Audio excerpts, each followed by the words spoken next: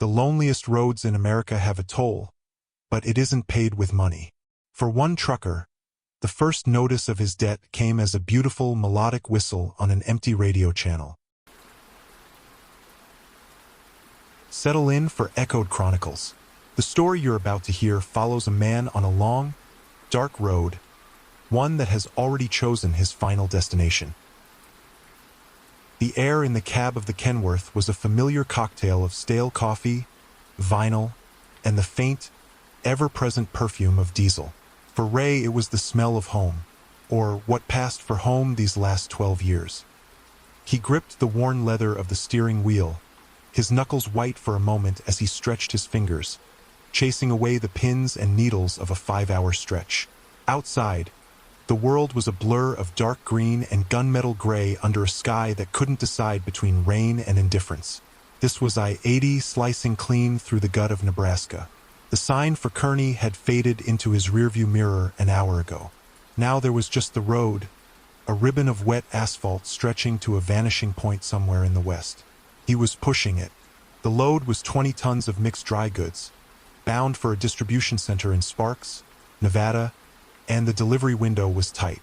Not impossible, but tight enough that it gnawed at the edges of his piece. He reached over and turned the dial on the CB radio, the static crackling to life like a tiny campfire.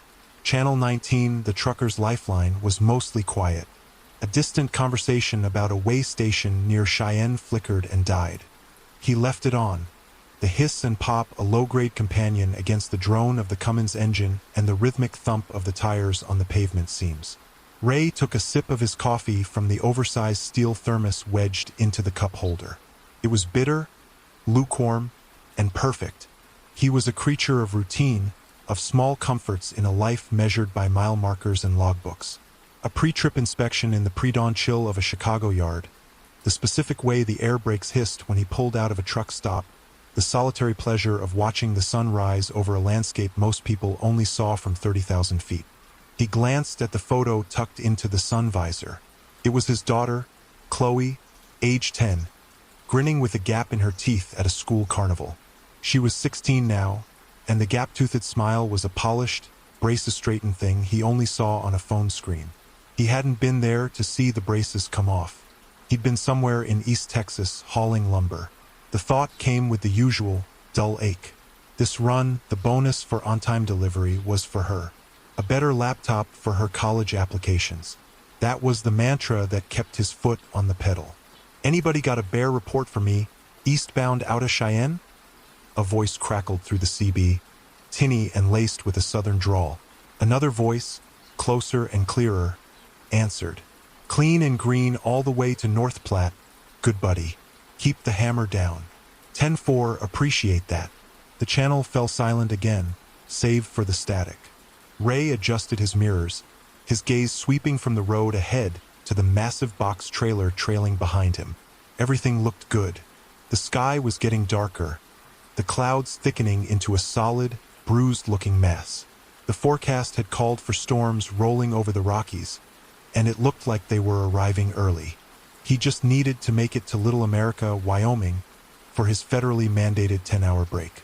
It was a palace as far as truck stops went. Good food, clean showers, and enough parking that you didn't have to fight for a spot.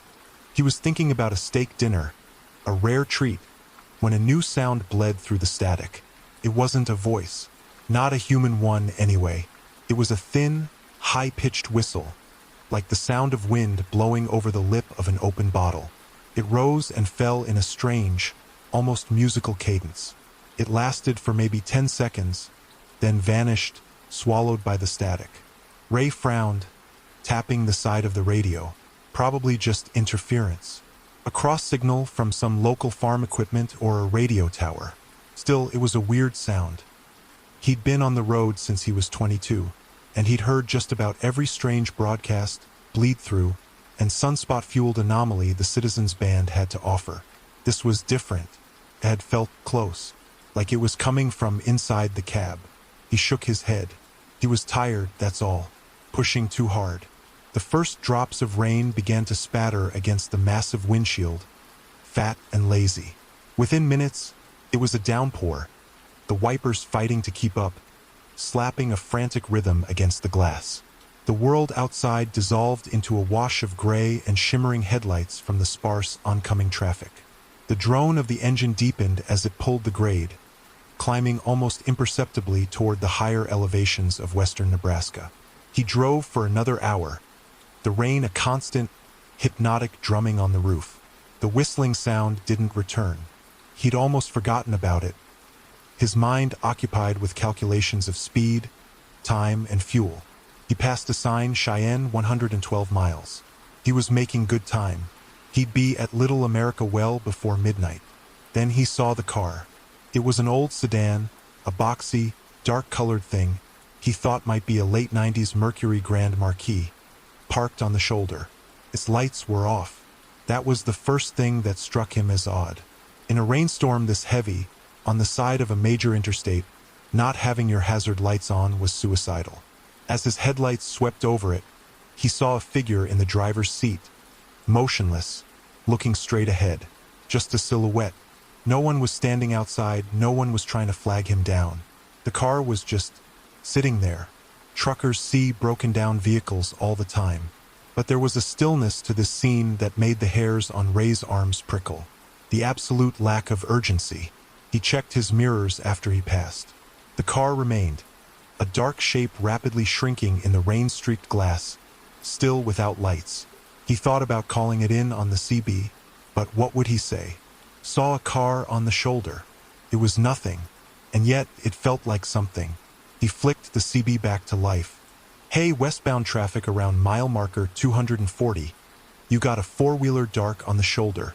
Looks like an old Mercury. Keep an eye out. The channel was silent. No 10-4. No appreciate the heads up. Nothing. Just the soft hiss of empty air.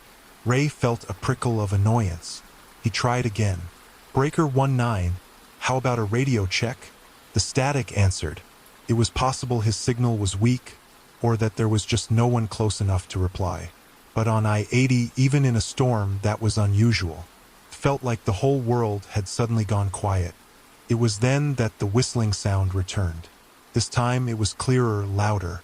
It cut through the static with an unnatural clarity, a pure, mournful tone that seemed to vibrate in his teeth. It held a single, piercing note for a long moment, then shifted, dropping down a scale in 3 distinct, melodic steps before fading into silence. Ray's blood ran cold. That was no interference. It was deliberate. He reached over and switched the CB off completely. The sudden silence in the cab was immense, broken only by the engine and the rain. He felt an irrational surge of paranoia, a feeling that the sound had been a message, a signal meant only for him. He tightened his grip on the wheel, his eyes scanning the road, the shoulders, the dark horizon. He was alone out here, a single point of light and noise in a vast, empty, and suddenly very menacing landscape. The simple act of driving, of doing his job, now felt like fleeing. But he had no idea what he was fleeing from. The welcome glow of a gas station and a cluster of fast food signs appeared ahead. A small island of civilization. North Platte. He hadn't planned on stopping, but his nerves were shot. A fresh cup of coffee and the sight of other human beings suddenly seemed like a necessity. He took the exit, the truck's engine brake roaring as he slowed. The truck stop was a generic Flying J, humming with the low thrum of idling diesel engines. He found a spot in the back of the lot, killed the engine, and sat for a moment in the sudden, profound quiet. The rain hammered on the roof, a relentless, angry drumming. He took a deep breath, the air tasting of wet pavement and ozone. It was just a weird night. The road played tricks on you when you were tired. He'd grab his coffee, use the restroom, and get back on the road. Shake it off. He pulled his jacket on and climbed down from the cab, his boots splashing in a shallow puddle. The air was cold, biting. He hunched his shoulders and jogged toward the bright, sterile entrance of the travel center. Inside, the light was painfully bright, the air thick with the smell of hot dogs and burnt coffee. A few other drivers were scattered about, some watching the TV mounted in the corner, others staring into their phones. The cashier, a young woman with tired eyes and pink-streaked hair, gave him a practiced, weary smile. "Just coffee?" she asked, her voice flat. "Yeah." "Large, black," Ray said, his own voice sounding rough to his ears.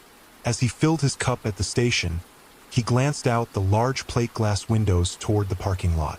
He could just see the top of his trailer over a row of other rigs. Everything looked normal. He was being stupid. He paid for the coffee, the cashier handing him his change without making eye contact. He was walking back toward the exit when he saw him. Sitting in one of the booths in the attached diner section was a man. He was thin, almost unnaturally so, wearing a simple, dark work shirt. But what caught Ray's eye was the man's hair. It was stark white, almost silver, and cropped severely short. The man was staring directly at him. He wasn't glaring, not exactly. His expression was blank, neutral. But his eyes were fixed on Ray with an unnerving intensity.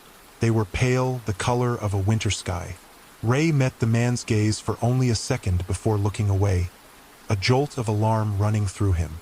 It was just a guy. People stared, but it felt like the man in the booth knew him, knew about the whistling on the radio, about the car on the shoulder. He felt an absurd urge to go over there, to demand to know who he was. Instead, he pushed through the glass doors and back out into the rain. He walked quickly, not looking back, his heart thumping against his ribs. He told himself it was the caffeine, the long hours. He climbed back into the high cab of his truck, the familiar vinyl seat a small comfort. He locked the door, the click of the mechanism loud in the quiet cab. He sat there for a long time, sipping his hot, fresh coffee, watching the rain snake down the windshield. He scanned the diner, but he couldn't see the man in the booth from this angle. He waited. He wasn't sure what he was waiting for. Maybe for the man to leave to get into a car so Ray could see what he was driving. After 15 minutes, his nerves had settled, but the unease remained, a low hum beneath the surface. He had a schedule to keep. He couldn't sit here all night because some guy in a diner gave him a weird look. He was a professional. He turned the key, and the big Cummins engine rumbled to life. He wasn't going to turn the CB back on. Not tonight. He'd drive in silence. He pulled out of the truck stop, his headlights cutting a path through the deluge. As he merged back onto the on-ramp for I-80 West, he glanced in his side mirror. A pair of headlights pulled out of the truck stop behind him. It was a sedan, old, boxy, and dark. He couldn't be sure it was the same one from the shoulder, not in this rain, but the knot in his stomach tightened into a cold, hard fist. It kept its distance, 2 or 3 truck lengths behind him, its headlights too steady, white eyes in his mirror. The miles rolled by. The car stayed behind him. It didn't try to pass. It didn't fall back. It just paced him. A silent, dark escort on the loneliest road in America. Ray's hands ached from gripping the steering wheel. Every nerve in his body was screaming. This wasn't a coincidence. This wasn't fatigue. This was real. The rain finally began to slacken as he crossed the state line into Wyoming. The sign, "Welcome to Wyoming, Forever West," seemed like a cruel joke. The landscape opened up, the flat plains of Nebraska giving way to the rolling, empty hills that signaled the approach of the Rockies. The sky was a vast, starless black. The car was still there. He tried to rationalize it. It was just another traveler heading to Cheyenne or Laramie or Salt Lake. They were on the same road. It was logical, but it didn't feel logical.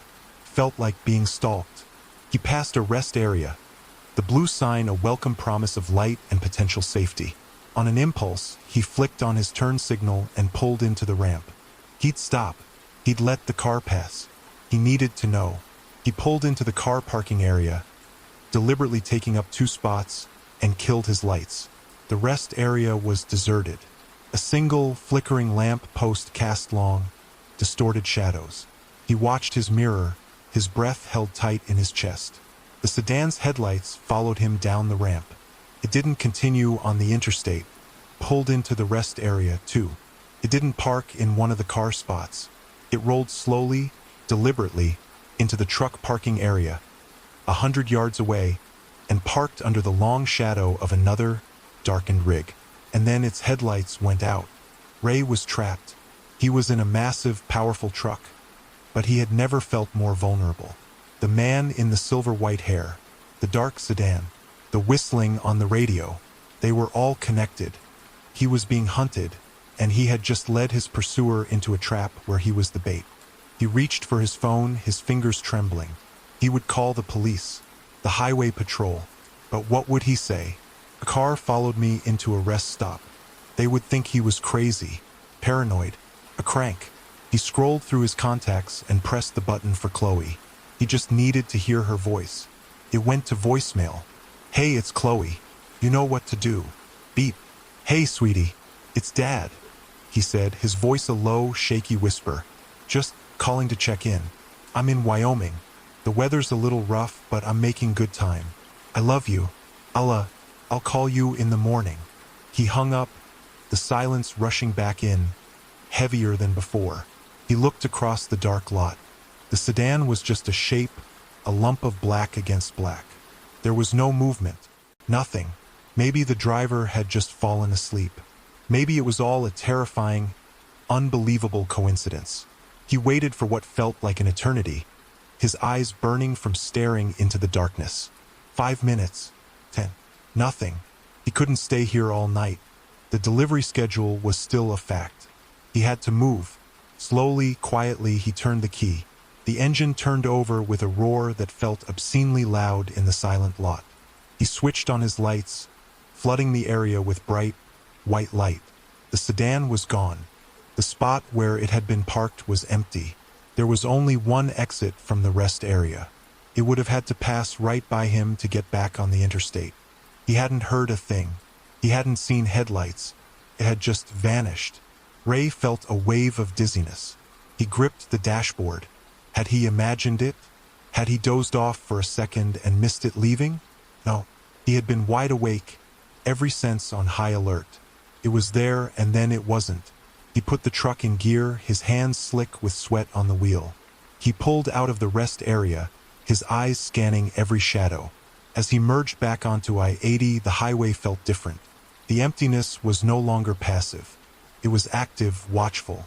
He felt a profound sense of being exposed, a single, slow-moving target in an endless night.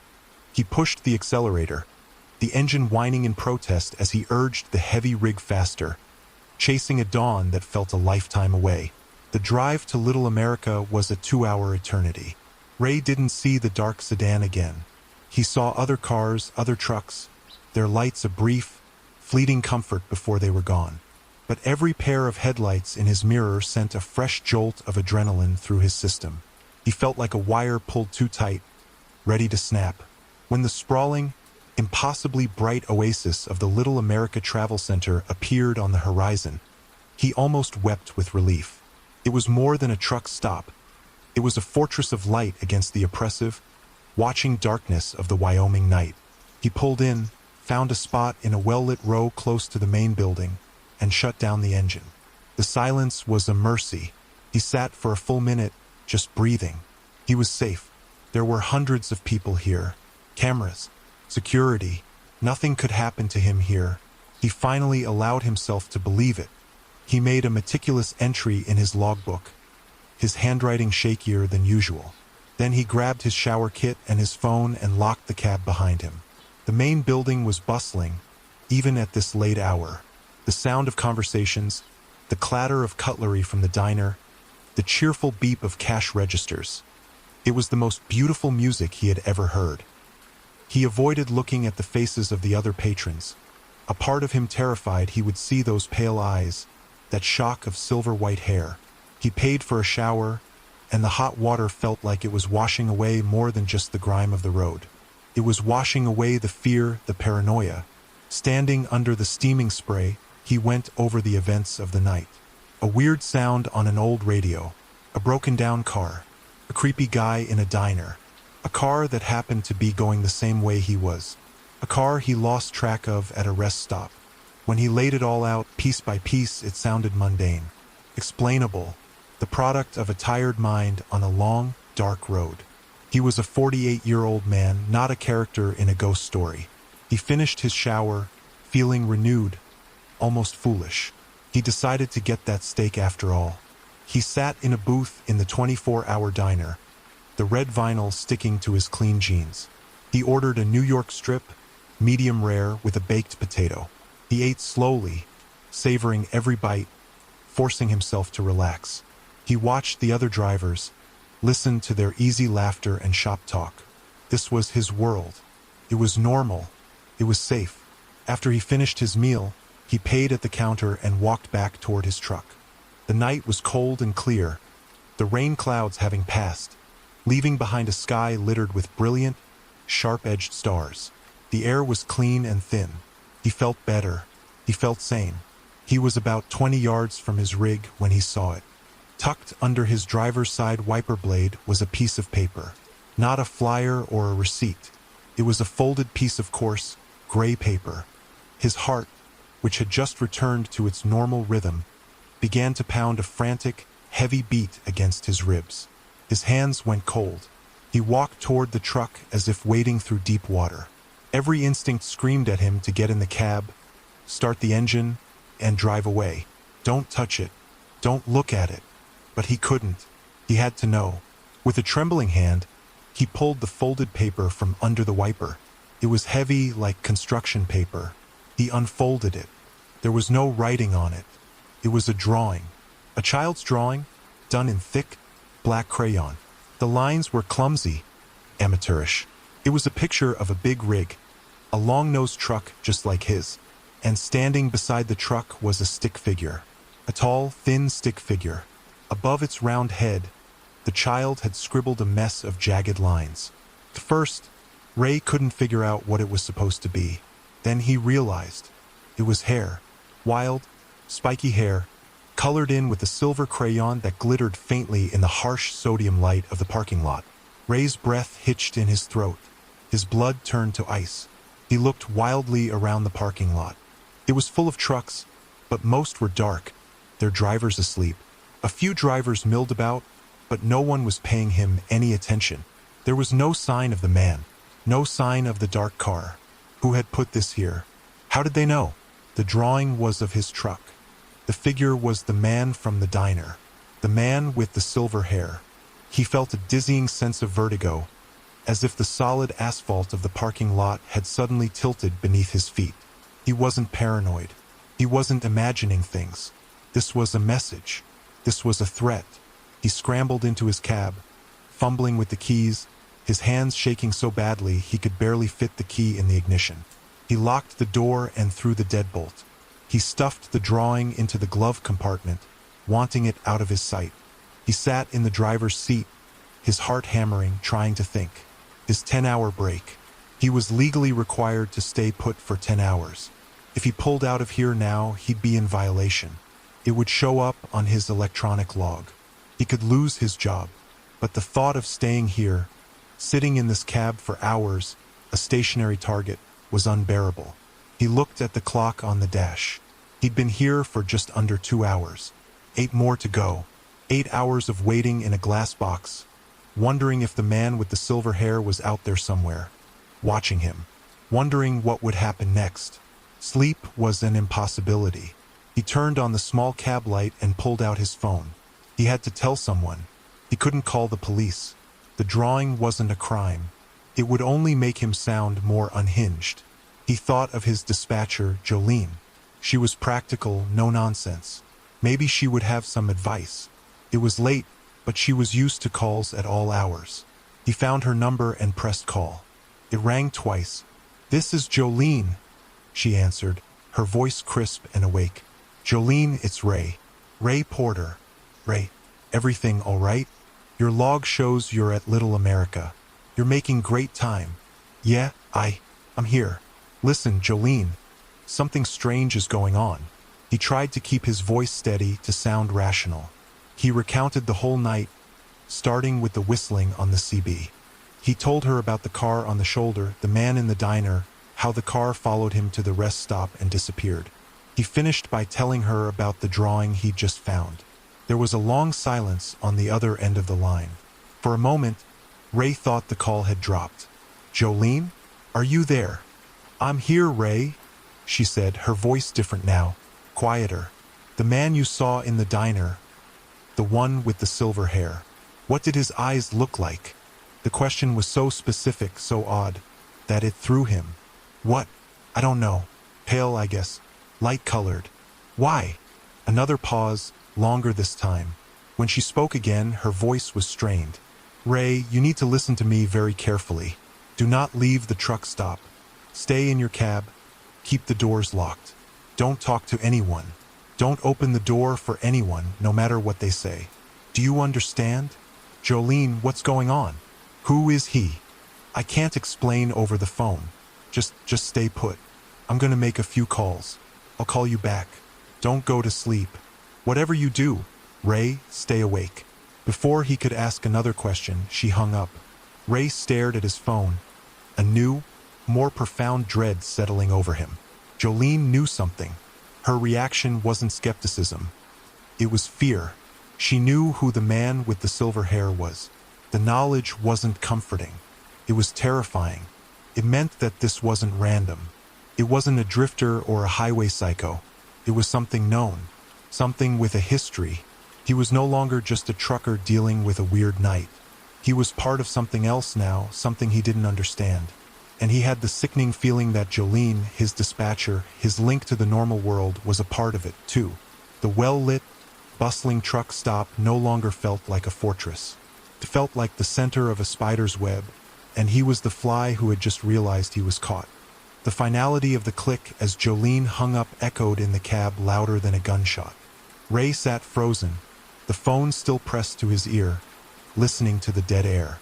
Jolene's fear was a cold, heavy thing that had traveled through the phone line and settled in his gut. It was one thing to be scared by a stranger, by a series of unsettling coincidences. It was another thing entirely for the calm, unflappable center of your professional world to confirm your fear, to pour gasoline on the fire and tell you to sit still and wait for the burn. He lowered the phone, his gaze darting around the interior of the cab. The familiar space, the worn seat, the coffee-stained cup holder, the photo of Chloe, suddenly felt like a cage. A brightly lit, transparent cage parked in a sea of unknown threats. "Stay awake," she'd said, as if he could possibly sleep. Adrenaline was fizzing through his veins like a freshly opened soda, sharp and electric. He forced himself to take a slow, deliberate breath. Jolene was making calls. That meant she was doing something. He had to trust that. He was a professional who followed instructions. Drive here, drop this, pick up that, wait for a call. This was just another, more terrifying set of instructions. His eyes went to the windows. He was parked in a good spot, a prime spot as truckers called it. In the first row, directly under one of the tall, bright orange parking lot lamps. His truck and the ones on either side of him were bathed in a sterile, shadowless glare. To his left was a gleaming new Peterbilt, its chrome polished to a mirror shine, hauling a reefer trailer that hummed with a low, constant thrum. To his right, an older, mud-spattered Freightliner with a flatbed trailer carrying massive, tarp-covered machinery. Both cabs were dark. Their drivers were asleep, oblivious. He scanned the rows of trucks stretching out into the darkness. Hundreds of them, a small city of steel and fiberglass. He looked for movement between the rigs, for a lone figure walking, for the distinct shape of a dark sedan.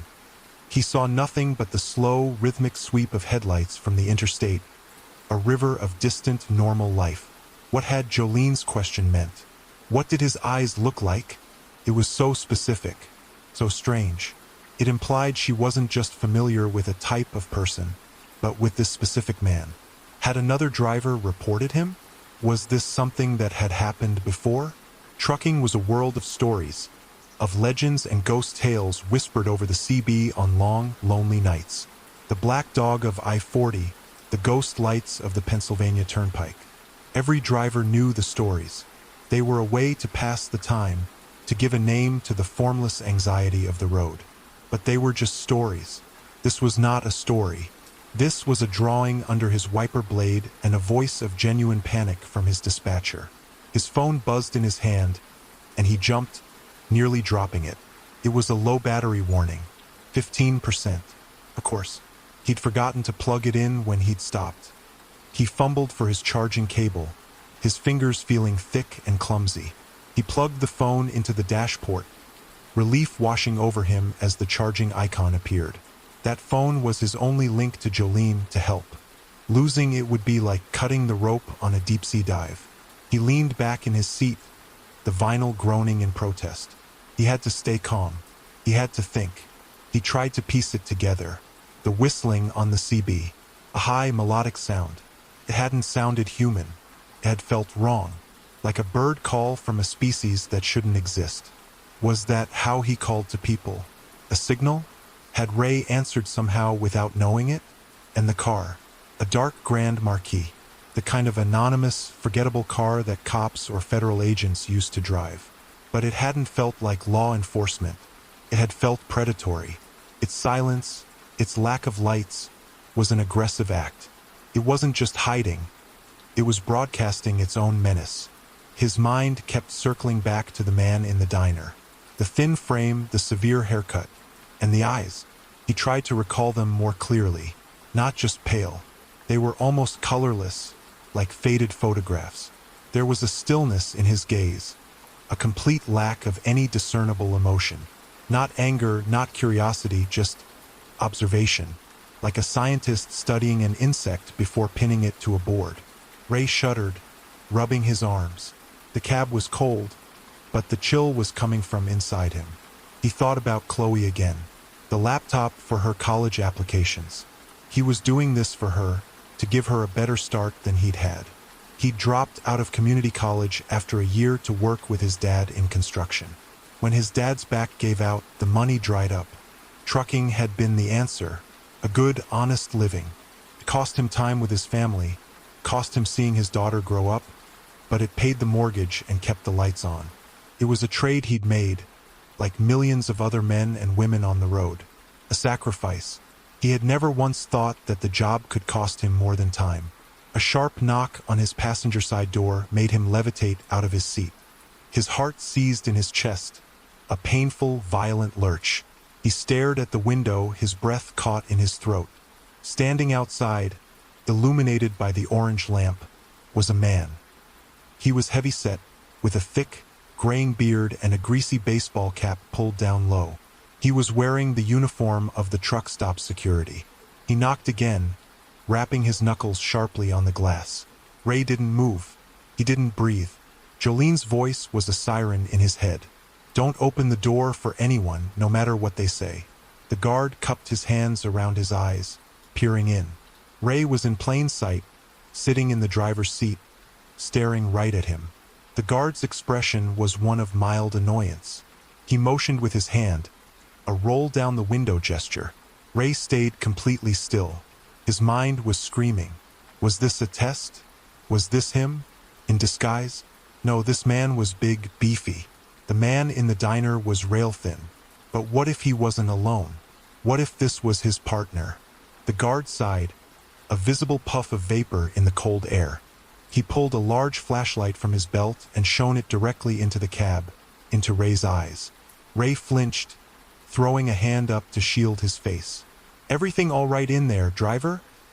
The guard's voice was muffled by the thick glass, but the words were clear. It was a normal voice, a bored, working man's voice. Ray forced himself to act. He couldn't just sit here like a statue. That would be more suspicious. He gave a quick nod and a thumbs up, trying to make it look casual. Asterisk, just resting my eyes. Everything's fine. Asterisk. The guard held the light on him for a moment longer, his expression unreadable behind the glare. Then he seemed to accept the gesture. He gave a curt nod, lowered his flashlight, and continued his slow walk down the row of trucks, his boots crunching on the gravel. Ray watched him until he was out of sight, his body trembling with the aftermath of the adrenaline surge. He slumped back in his seat, his forehead slick with sweat. A simple security check. A perfectly normal, routine event that had nearly given him a heart attack. This was what the fear was doing to him. It was poisoning everything, twisting the normal world into a landscape of threats. An hour passed, or maybe it was two. Time had lost its shape. It was just a long, dark tunnel of waiting. He kept his eyes moving, scanning the lot, The building, the distant highway. He drank the last of his cold coffee from North Platte. He tried to read the news on his phone, but the words swam in front of his eyes. Meaningless. His phone rang, the sudden noise making him flinch again. It was Jolene. He answered before the first ring finished. "Ray, Jolene, what's going on? Did you find anything?" he asked, his voice a hoarse whisper. "Listen to me," she said, her voice low and urgent, as if she was worried about being overheard. "You can't stay there." "What? You told me not to move." I know. That was before. The situation has changed. I can't get anyone to you." A cold dread washed over him. "What do you mean you can't get anyone to me?" "Call the Wyoming Highway Patrol. Tell them there's a credible threat." "It's not that simple, Ray," she snapped, a rare edge of frustration in her voice. "They wouldn't understand, and they wouldn't get there in time." "In time for what?" Ray yelled, his voice cracking. "In time for what, Jolene?" "Quiet," she hissed. "Just listen. Do you know the service road that runs behind the truck stop? The one that connects to County Road 14. Ray's mind raced. He'd been to Little America a dozen times. "I think so. It's mostly used by the fuel tankers and maintenance crews." "Exactly. It's not on camera. When I hang up, you're gonna start your truck. Don't turn on your full headlights, just your running lights. Drive to the far west end of the lot, behind the tire service center. You'll see the access gate for that road. It's usually chained, but it won't be tonight. Go through it." "Go where? What am I doing?" "You're going to get back on the interstate, but not here. Take that service road east, back the way you came. It will run parallel to I-80 for about 5 miles. It will dump you out onto the on-ramp for exit 209. It's a closed exit, just a ranch access. You'll have to go around a barrier. From there, you get back on I-80 west." This was insane. "Jolene, this is crazy. My logbook, I'm supposed to be on a 10-hour break. If I move, I'll be in violation. I could lose my license." "Ray, you need to forget about your license right now," she said, her voice deadly serious. "There are worse things to lose. I can fix the logbook. I can wipe the data for the next few hours. It'll look like you never left your spot. You have to trust me." Trust her. The woman who knew about pale-eyed men who leave crayon drawings on trucks. What choice did he have? "Okay," he breathed. "Okay, I'll do it." "Jolene, who is he?" There was a long pause. He could hear her take a shaky breath. "He's a ghost, Ray. A story. He's not supposed to be real. Some of the old-timers, the ones who ran the roads before electronic logs and GPS, they have a name for him. They call him the Road Shepherd." "The Road Shepherd? What the hell does that mean? Is he a cop? A fed?" "No," she said, her voice barely a whisper. "He's not a cop. They say he finds drivers who are lost. Drivers who are pushing too hard, who are running from something. They say he shows up to guide them. But the place he guides them to, it's not on any map. Ray, these drivers, they're never seen again. Their trucks are found, weeks or months later, parked neatly in a rest stop or an abandoned lot. Clean, empty, no signs of a struggle. They're just gone." Ray felt a profound, bottomless cold. A cold that had nothing to do with the Wyoming night. A ghost story, a boogeyman for truckers. But he was real, and he had found him. "Why me?" Ray whispered. "I'm not lost. I'm just doing my job." "I don't know, Ray," Jolene said, and for the first time, she just sounded tired and scared. "Maybe you're running from something you don't even know is behind you. Now go. Drive fast, don't stop for anything, and whatever you do, do not use the CB. Call me when you're back on the main highway. Go now." The line went dead. Ray's hands were shaking, but a strange, sharp clarity cut through his fear. He had a mission now. Plan. It was a crazy plan, but it was better than sitting here, waiting. He took one last look around the lot. Everything was still, quiet. He reached forward and turned the key. The engine chugged to life, its familiar rumble a small, solid comfort in a world that had dissolved into nightmare logic. He flicked on the running lights, just as she'd said. The dim amber glow barely disturbed the darkness. He put the truck in gear, his foot light on the accelerator. The big Kenworth rolled forward, silent as a ghost ship, pulling out of its spot and into the main artery of the truck lot. He drove slowly, deliberately, trying not to draw attention, though every fiber of his being wanted to slam the pedal to the floor. He headed west, toward the back of the property, the tire center a dark, hulking building ahead. He saw the gate, a simple chain-link fence with a wide opening. And just as Jolene had said, the chain that was usually padlocked around it was hanging loose. It was open, waiting for him. He was just about to make the turn when a flash of movement in his driver's side mirror caught his eye. Someone was running, a thin figure, sprinting between the rows of parked trucks, moving with an unnatural, fluid speed. The figure darted out from behind a trailer and into the full glare of a security lamp. It was the man. His silver-white hair was like a beacon in the night. He wasn't looking at Ray's truck. He was running toward the main building, toward the diner. But in his hand he was carrying something. A small, dark shape. It looked like a child's lunchbox. Ray didn't wait to see what he was doing. He wrenched the wheel, turning the truck sharply, the trailer groaning as it followed. He drove through the open gate and onto the dark, unpaved service road. The moment his tires hit the gravel, he flicked on his full headlights, tearing a hole in the absolute blackness. The road was rough, and the cab jostled violently. He floored the accelerator, the engine screaming as the truck clawed for traction, spitting gravel and dirt behind it. He was a 40-ton machine, a freight train on rubber tires, and he was running for his life. The service road was a nightmare. It was little more than 2 ruts carved into the high plains desert, meant for slow-moving maintenance vehicles, not a fully loaded semi moving at speed. The cab bucked and swayed, threatening to throw him from his seat. Every jolt sent a shockwave up his spine. The contents of his cab rattled and crashed around him. His thermos, his logbook, a bag of sunflower seeds. The photo of Chloe slipped from the visor and fluttered to the floor. He didn't dare take his eyes off the treacherous ribbon of dirt illuminated by his headlights. The darkness on either side was absolute, a solid wall of black. He was driving blind into a void, trusting Jolene's instructions, trusting that this road wouldn't just end in a ditch or a washed-out culvert. The truck's suspension groaned in protest with every bounce, the sound of tortured metal a constant companion to the roar of the engine. His mind replayed the image from the parking lot. The man with the silver hair, running, the unnatural speed of it, and the lunchbox. Why a lunchbox? It was such a strange, mundane detail in the midst of the terror. A child's lunchbox, like the one Chloe used to carry to elementary school, covered in cartoon ponies. The incongruity of it was almost as frightening as the man himself. 5 miles, Jolene had said. He glanced at his trip odometer. He'd gone 1.2 miles. Felt like 10. The truck fishtailed on a patch of loose gravel, and Ray wrestled with the wheel, his knuckles white, his heart pounding against his ribs. The massive weight of the trailer behind him was a living thing, a beast trying to drag him off the path.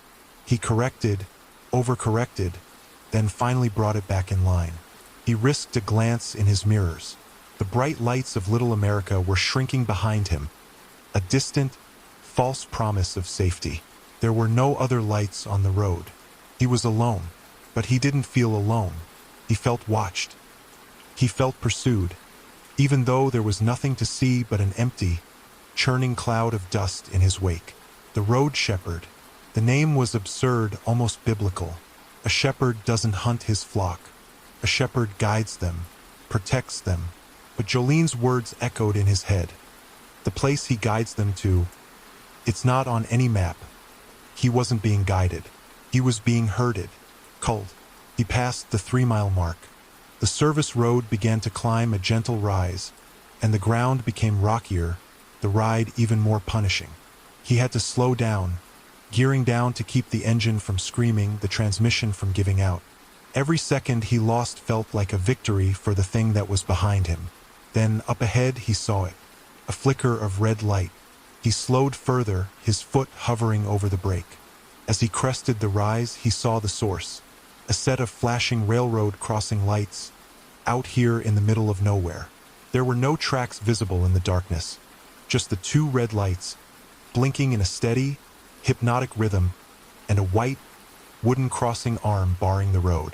This wasn't on Jolene's instructions. A railroad crossing. She hadn't said anything about a railroad crossing. He brought the truck to a stop, the air brakes hissing in the sudden silence. The engine idled, a low grumble. The red lights painted the front of his cab in a pulsing, hellish glow. There were no bells, no clang of a warning signal. Just the silent, rhythmic flash of the lights. He waited. He listened. There was no sound of an approaching train. No rumble on the horizon. No vibration through the ground. Just the wind. A low, mournful howl across the high plains. He looked left, then right down the unseen line. Nothing. This was a trap. It had to be. This wasn't a real crossing. It was another message. Another piece of the nightmare laid out just for him. He looked at the crossing arm. It was old, the white paint peeling. He could drive right through it. It was just a piece of wood. But the thought of doing so filled him with a primal dread, as if breaking it would be violating some ancient, unspoken rule. He reached for his phone to call Jolene, but his hand stopped. What if the call was being monitored? What if the whistling sound from the CB was more than just a signal? What if he could hear them? He was faced with a choice. Wait for a train that wasn't coming, a sitting duck on this dark road, or push through the barrier and continue his flight. He revved the engine, the sound a challenge to the silent, blinking lights. He was not going to be a sheep. He put the truck in gear and started to roll forward, aiming for the center of the flimsy wooden arm. As his bumper touched the gate, a sound began. It wasn't the sound of a train. It was the high-pitched, melodic whistling from the CB radio. But this time, it wasn't coming from his radio. It was coming from outside. It was all around him, seeming to emanate from the dark, empty landscape itself. A chorus of 1,000 invisible whistlers, perfectly in tune, the sound pure and piercing and utterly inhuman. It vibrated through the truck, through the floorboards, up through his seat. It was a sound that felt like it could peel the skin from your bones. Ray screamed, a raw, terrified sound that was swallowed by the unholy choir. He slammed his foot on the accelerator. The Kenworth surged forward, and the wooden arm shattered with a pathetic crack, the splintered pieces scattering into the darkness. The moment he was through the phantom crossing, the whistling stopped. The red lights went out. The world was plunged back into darkness and the solitary roar of his own engine. He drove, his body shaking uncontrollably. He had broken the rule. He had defied the trap. He didn't know if that had saved him or damned him. He saw the interstate up ahead, a familiar slash of gray in the darkness. The occasional sweep of headlights, a beacon of the real world. The service road curved to the right, just as Jolene had said it would. And there it was, exit 209, a faded green sign, a ramp blocked by two concrete barriers.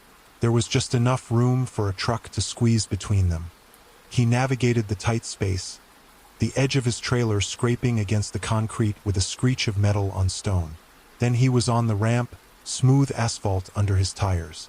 He didn't stop to look back. He merged onto the westbound lanes of I-80, pushing the truck up to speed, joining the sparse flow of overnight traffic. He was back. He was in the open. He felt a sliver of hope, fragile as a shard of glass. He had gotten away. He grabbed his phone and dialed Jolene. She answered immediately. "I'm on the highway," he said, his voice ragged. "I'm back on I-80 West." "Thank God," she breathed, a wave of genuine relief in her voice. "Ray, what happened? Took you too long." "I was about to." "There was a railroad crossing," he interrupted. "It wasn't real. The lights were flashing, but there was no train. And the whistling, Jolene, it was outside." He heard a sharp intake of breath on her end. "The crossing. Oh God. Ray, you can't stop. Do you hear me? You cannot stop for any reason. Not for fuel, not for a break, not if your engine blows. You drive until the sun comes up. He's strongest in the dark. He loses his hold in the daylight. You need to make it to sunrise. What about my delivery in Sparks? The question sounded insane even to him, but it was an anchor to the normal world, to the job that was supposed to be his reality. The load doesn't matter, Ray.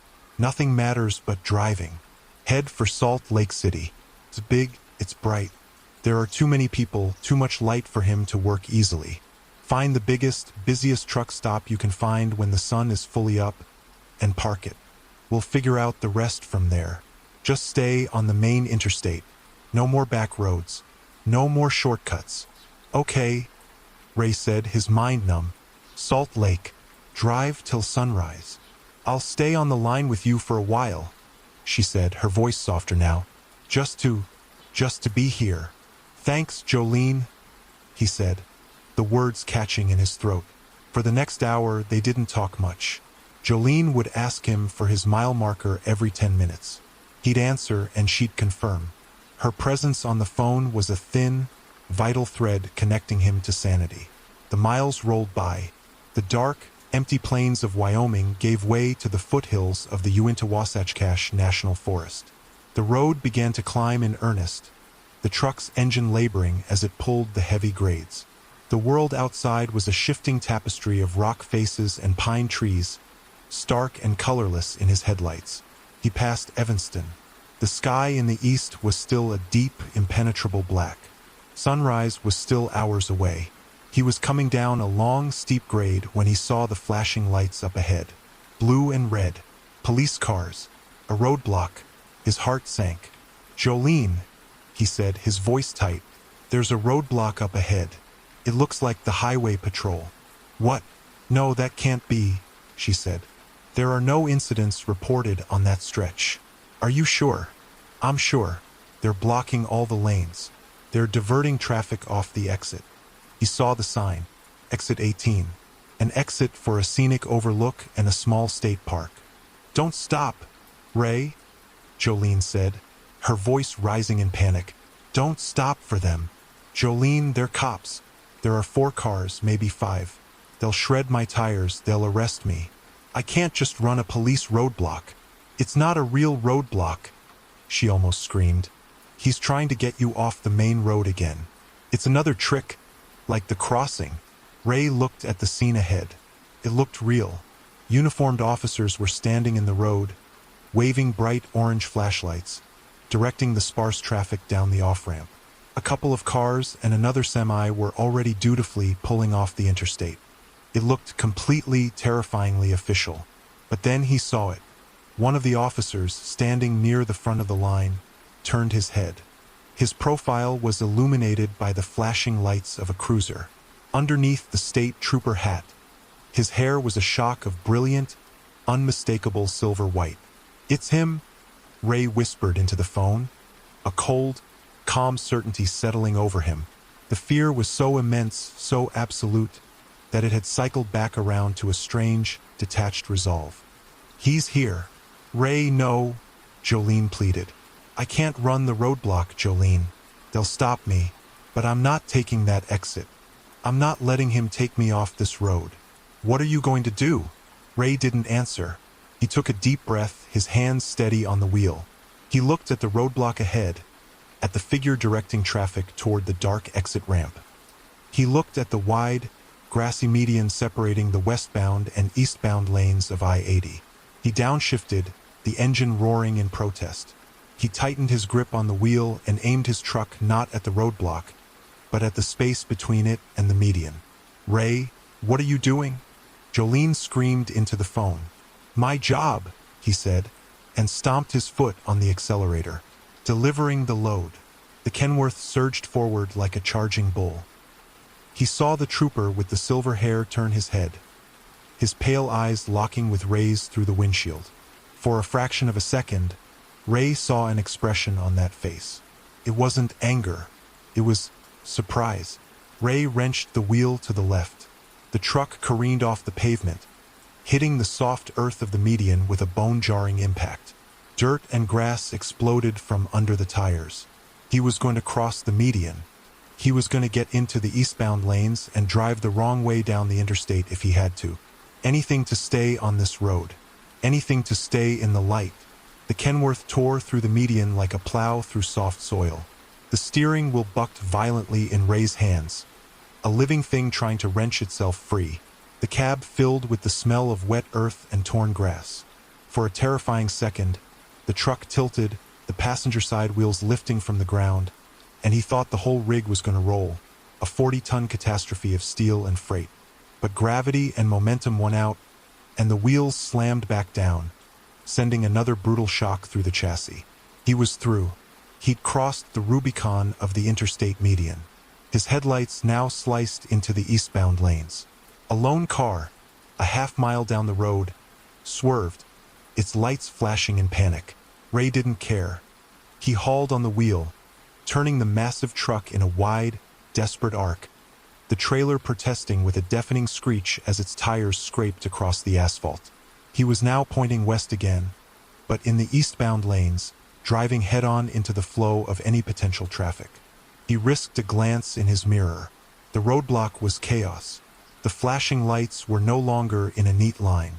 They were moving, scattering. He saw the figure of the silver-haired man standing on the shoulder, watching him, a motionless silhouette against the frantic dance of red and blue. The other officers, if that's what they were scrambling. The other truck that had been directed onto the ramp had stopped, its driver likely staring in disbelief. Ray, are you there? Talk to me." Jolene's voice was a frantic squawk from the phone, which had fallen to the passenger seat. He snatched it up, never taking his eyes off the road ahead. "I'm here. I'm through. I'm in the wrong lanes, but I'm moving west. Jesus Christ, Ray, you have to get back in the westbound lanes. You'll kill someone. There's no one out here, Jolene. It's empty," he yelled back, and it was true. The car that had swerved was long gone, and the road ahead was a deserted black ribbon. It was as if the road shepherd's trap had cleared the highway for him. He saw a break in the median ahead, one of the emergency vehicle's only turnarounds. He slowed, muscles screaming in protest, and expertly guided the big rig through the narrow gap, bumping back over the curb and onto the correct side of the highway. He was back in the westbound lanes. He was past the roadblock. He floored it.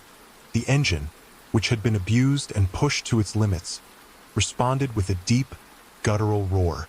He was flying now, the mile markers blurring past. He didn't look back. He didn't want to see if he was being followed. He just drove, his entire world compressed into the tunnel of his headlights. "Okay," he said into the phone, his breathing heavy and ragged. "Okay, I'm back on the right side. I'm past them." "Are you sure?" Jolene asked. "Are you sure they're not coming after you?" Ray forced himself to look in the mirror. Behind him, the flashing lights of the phantom roadblock were shrinking, a small, receding cluster of angry fireflies. They weren't pursuing him. It seemed their authority, their power, ended once their trap was sprung. They set the snare, and if the prey escaped, they simply waited for the next one. The thought was somehow more chilling than a high-speed chase. The rest of the drive through Wyoming was a high-tension blur. Every pair of headlights that appeared behind him was a potential threat. Every flicker of light on the horizon was another trick. He stayed on the phone with Jolene, her voice a constant, grounding presence. She didn't offer any more explanations, and he didn't ask. There was a silent understanding between them that the time for questions was over. Now was the time for survival. He crossed into Utah as the first hint of gray appeared on the eastern horizon. It wasn't light, not yet, but it was a lessening of the absolute black. It was a promise. As he descended from the mountains toward the Great Salt Lake Desert, the sky began to bleed with color. First a deep, bruised purple, then streaks of orange and pink. It was the most beautiful sunrise he had ever seen in his life. It felt like a divine intervention, a physical manifestation of safety. With the growing light, the fear began to recede. It was still there, a cold, hard knot in his stomach, but the sharp, frantic edge was gone. The world was returning to its normal shape and color. The monsters, it seemed, really did hide in the dark. "I can see Salt Lake City," he said to Jolene, his voice hoarse with exhaustion and relief. The distant lights of the city glittered on the horizon. I'm going to make it. Good, Ray, she said, and he could hear the exhaustion in her voice too. She had been on this nightmare ride with him all night. Find the biggest stop you can. One of the major chain ones right off the interstate. Get yourself parked in the most visible spot you can find, right up front. Then you're going to get out of the truck, go inside, and you're going to sit in their diner until I call you back with a plan. Don't go to sleep. Not yet. I won't, he promised. He found a massive Sapp Brothers truck stop just off I-80 on the western edge of the city. It was already a hive of activity, with trucks coming and going, drivers fueling up, heading in for breakfast. The morning light was bright, almost harsh, reflecting off the chrome and polished paint. It was a world of mundane commerce, of schedules and deadlines. The nightmare of the Wyoming darkness felt a million miles away. He parked the Kenworth in a prime spot near the entrance, just as Jolene had instructed. The truck was a mess, caked in mud and grass from its trip through the median, with a long, ugly scrape down the side of the trailer. It looked like it had been through a war. He felt like he had, too. He shut down the engine and sat for a moment in the silence, the sunlight streaming through the windshield. He was safe. He had survived the night. He looked at the photo of Chloe, lying on the floor mat. He picked it up, his fingers tracing her gap-toothed smile. He had made it. He grabbed his wallet and phone and climbed down from the cab. The solid ground felt strange beneath his feet. He walked into the travel center, a river of humanity flowing around him. The smells of bacon and coffee were intoxicating. He found the diner, slid into a booth by a large window, and ordered the biggest breakfast special they had. When the food came, he ate like a man starved, though he barely tasted it. He just needed to perform the normal act of eating, of being a person in the world again. He drank 3 cups of coffee, the hot liquid chasing away the last of the deep-seated chill. He finished his meal and just sat there, watching the traffic on the interstate, feeling the warmth of the sun on his face. He felt boneless with exhaustion, but sleep was still a distant country he was afraid to visit. He didn't know what would be waiting for him there. His phone rang. It was Jolene. "How are you?" she asked. "I'm here. I'm okay," he said. "Tired, but okay." "What now, Jolene? What do we do?" "Okay, here's the plan," she said, her voice all business again, the dispatcher taking control. "That load is compromised. You're not taking it to Sparks. I've already contacted the client, told them the truck had a major mechanical failure and the load will be delayed. I'm rerouting another driver to come get your trailer. He'll be there in a few hours. A guy named Gus. He's a good man. He knows the score." "Knows the score," Ray repeated. "What does that mean? How many people know about this shepherd?" "More than you think, less than you'd hope," she said grimly. "It's an old problem, Ray. Mostly, we just try to keep the new guys from running the roads where he's most active. We have an informal network. We warn each other, but he's never been this aggressive before. He's never come after one of our guys so directly. So what about me? You're going to leave the truck. When Gus gets there, you'll give him the keys. He'll take your rig and trailer to the company yard in Salt Lake for a full inspection and a cleanup. You are going to take a cab to the airport and you're going to fly home. I've already booked you a ticket. It leaves at 2 p.m. You're done with this run, Ray. You're going on leave, effective immediately." The words hit him with a surprising force. Leave the truck. Go home. It was what he wanted, wasn't it? To be safe, to be away from this. But the truck wasn't just a vehicle. It was his livelihood, his office, his home. Leaving it felt like a surrender. "And then what?" he asked. "I just go home and pretend this didn't happen? What if he comes looking for me?" "He won't," Jolene said with a confidence Ray didn't feel. "His power, his whole thing, it's tied to the road, to the journey. When you're off the road, you're off his map. That's what the old-timers say anyway. You'll be safe at home with your family." Ray looked out the window at his mud-stained truck. Safe. He didn't know if he would ever feel safe again. "Okay, Jolene," he said, the fight draining out of him. "Okay, I'll wait for Gus. He'll be there by noon. He'll call you when he gets to the truck stop. Get some rest if you can, Ray. You've earned it." She hung up. Ray sat in the booth for another hour, the diner emptying out as the breakfast rush ended. He thought about everything: the whistling, the dark car, the drawing, the phantom railroad crossing, the roadblock. It all felt like a fever dream now in the bright morning light. But the mud on his truck was real. The terror had been real. He pulled the drawing out of his pocket. He hadn't put it in the glove compartment after all. He jammed it in his jeans. He unfolded the coarse gray paper and looked at it in the clear light of day. The crude black crayon truck.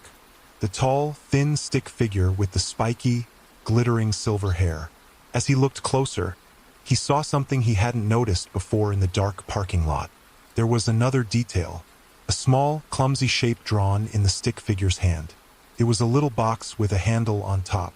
The lunchbox. A wave of nausea washed over him.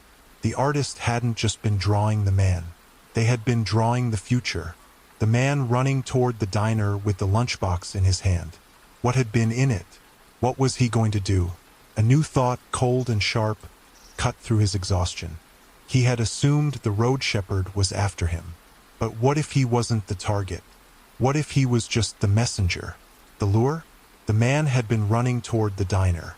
The same diner Ray had been in hours before. The same diner that was full of other drivers, other families. What if the shepherd wasn't just culling lost truckers?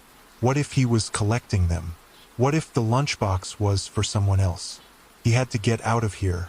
Not just the diner, the whole truck stop. He couldn't wait for Gus. He couldn't be a part of this anymore. He threw a $20 bill on the table, walked out of the diner, and headed not toward his truck, but toward the row of cabs waiting by the main entrance. He was following Jolene's instructions, just speeding up the timeline. As he walked past the front of the travel center, he glanced at the wall of flyers and community notices next to the door. Local band playing Saturday. Mechanic wanted. And underneath those, a dozen missing posters. They were a common, tragic sight at truck stops. Runaways, missing persons who might have been seen passing through. He usually ignored them, but one poster caught his eye. It was new, the paper crisp and clean. It was for a missing person, a truck driver. The photo showed a man in his 50s with a kind, tired face, smiling from the cab of his truck. The poster said he was last seen 2 weeks ago, on a run through northern Nevada. Ray was about to look away when he read the man's name. Gus Peterson. His blood ran cold. He stared at the poster, his mind refusing to process the information. Gus, the man Jolene was sending. The man who knew the score. He had been missing for 2 weeks. Ray backed away from the wall, a low moan escaping his lips. He stumbled back, bumping into someone. "Whoa there, buddy. Watch it," a voice said. Ray turned. It was a man in a crisp, clean company polo shirt, holding a cup of coffee. He was thin, with pale, observant eyes and a severe haircut.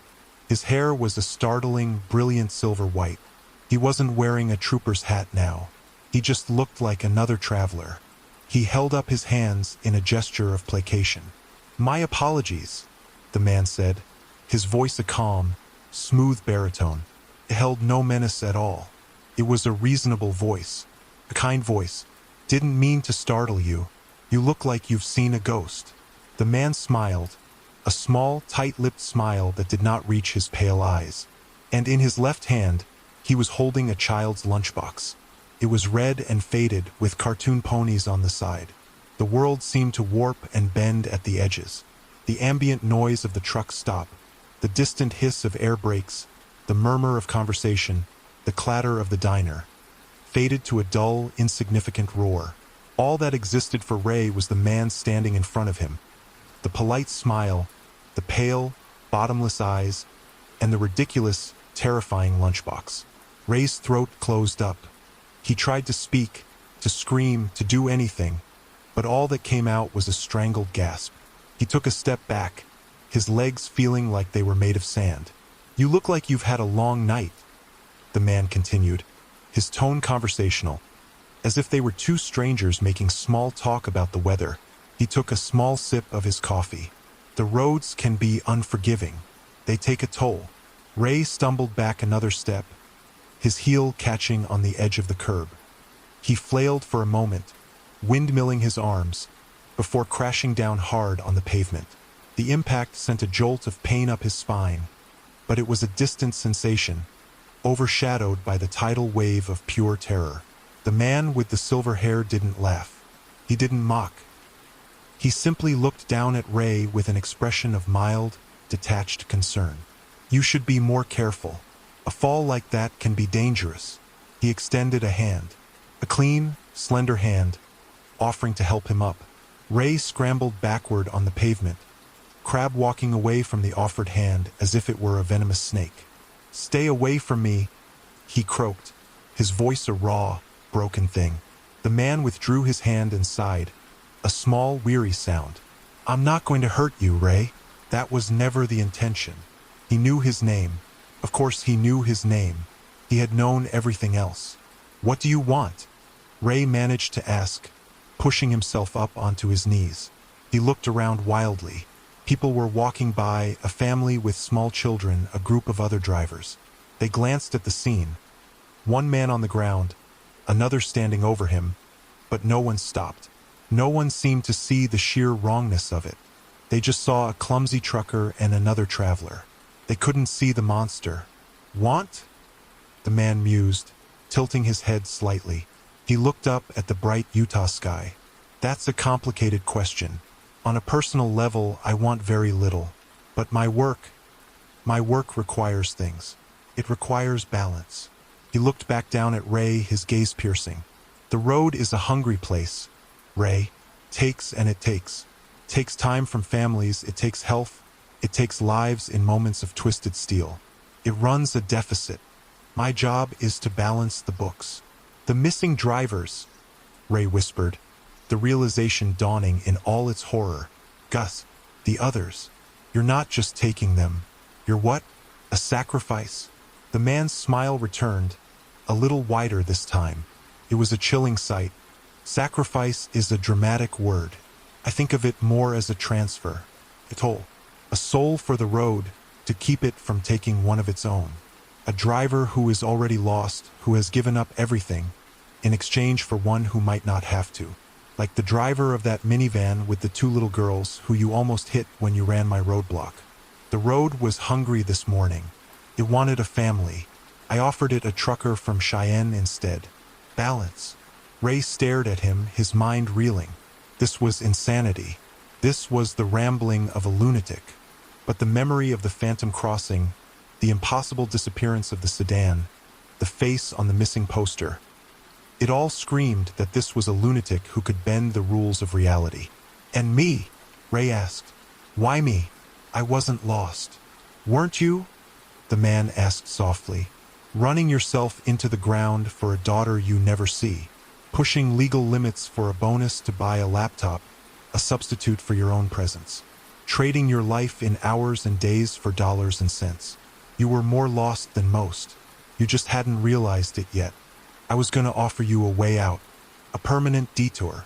You were going to kill me." "Kill you is another clumsy word," the man corrected gently. "I was going to remove you from the equation. Your truck would have been found, neat and tidy. Your load would have eventually been delivered. You would simply be gone. Another story for the boys on the CB. A ghost. A small price to pay for the lives that would be spared in your absence." He gestured vaguely toward the interstate. "But you were stubborn, resilient. You refused the exits. You fought the current. It's been a long time since anyone has done that." Ray's eyes flicked to the lunchbox. "What's that for? What's in it?" The man looked down at the red metal box in his hand as if just remembering it was there. "Oh, this." He held it up. The cartoon ponies on the side seemed to mock the gravity of the situation. "This is for Gus. Gus is dead." Ray spat, his fear giving way to a surge of anger. "He's on a missing poster." "He's not dead," the man said calmly. "He's waiting. He got his own detour a couple of weeks ago. He was tired, Ray. So very tired. He was ready. I'm just bringing him his lunch." The statement was so profoundly, surreally insane that Ray could only stare. "And now," the man continued, his voice taking on a tone of finality, "we have a problem. You've seen the mechanism. You've talked to your dispatcher, who really should know better than to interfere. The balance has been disturbed, and I'm afraid I can't simply let you fly home and pretend this didn't happen." He took a step forward. Suddenly, a horn blared, loud and close. A beat-up tow truck, its yellow emergency lights flashing, was pulling up to the curb, trying to get into a spot. The driver, a large man with a stained t-shirt, leaned out the window. "Hey, you gonna stand there jawing all day, or are you gonna move? Some of us got work to do," he yelled, gesturing at the man with the silver hair. The road shepherd turned his head, and for a split second, his mask of calm indifference dropped. A flicker of pure, unadulterated annoyance crossed his features. It was a human expression, and in that moment, he seemed less like a cosmic entity and more like a man being told to move his car. That moment was all Ray needed. He scrambled to his feet, adrenaline surging through him anew. He didn't run toward the airport. He didn't run toward the diner. He ran toward the only thing that had saved him all night. He ran toward his truck. He fumbled for his keys as he sprinted across the parking lot, his breath coming in ragged sobs. He heard a voice shout behind him, but he didn't look back. He leaped up onto the step, jammed the key into the lock, and threw the door open. He launched himself into the cab, slamming and locking the door behind him. His hands shaking, he jammed the key into the ignition and turned. The engine, cold now, sputtered, coughed once, twice, then fell silent. "No, no, no, no," Ray chanted, a desperate prayer. He turned the key again. The starter whirred, a pathetic, straining sound. The battery, drained by the all-night ordeal, was weak. He looked in his side mirror. The man was walking calmly across the parking lot toward him. He wasn't running. He didn't need to. He moved with a slow, deliberate purpose, the red lunchbox swinging gently at his side. The tow truck driver was gone, having found another spot. No one was watching. Ray closed his eyes and turned the key one more time, pouring every ounce of his will, his fear, and his desperate need to live into the action. "Come on, baby," he whispered. "Please." The starter whirred, groaned, and then with a coughing, shuddering roar, the big Cummins engine caught. It bellowed to life, black smoke puffing from the exhaust stacks. It was the most beautiful sound Ray had ever heard. He didn't wait for the air pressure to build. He slammed the truck into gear, the transmission grinding in protest. He stomped on the accelerator. The Kenworth lurched forward, its tires squealing.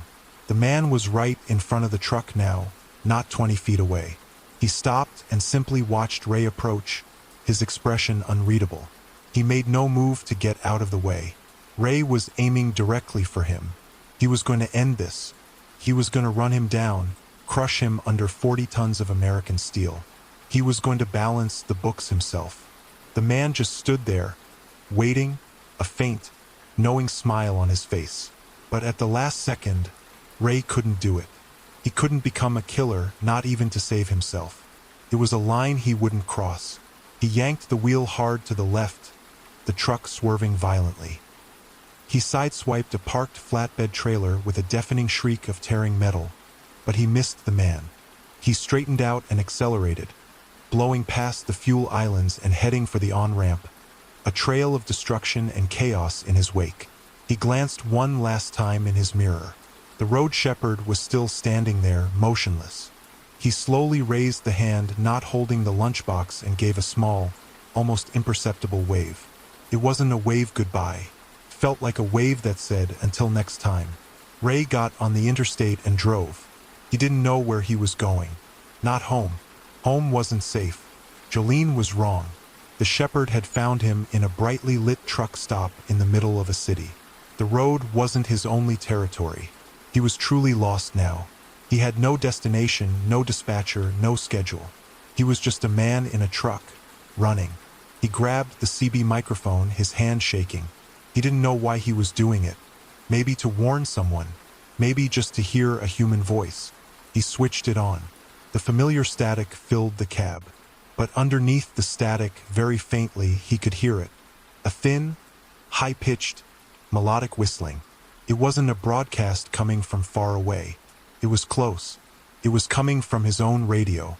He had invited it in, and now it was with him.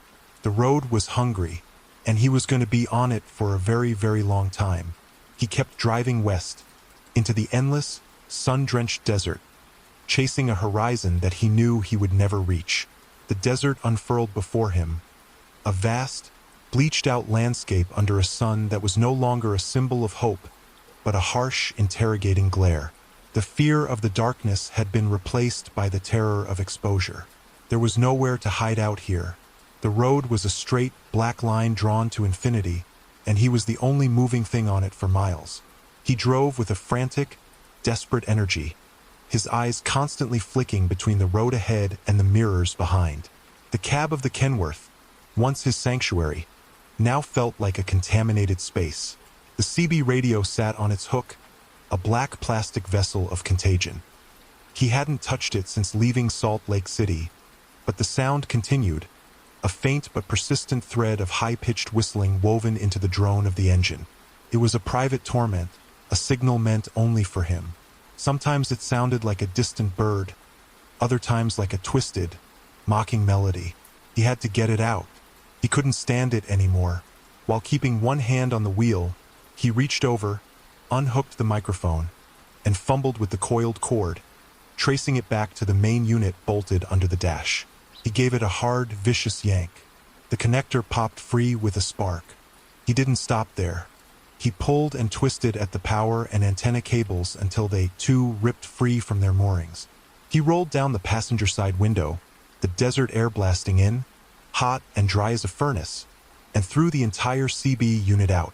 It skittered across the asphalt and disappeared into the scrub brush on the shoulder.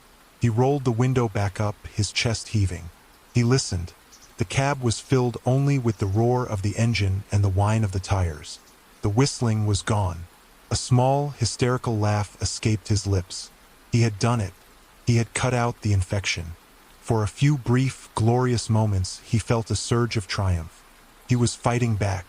He was taking control. The feeling lasted for less than a mile. The whistling started again.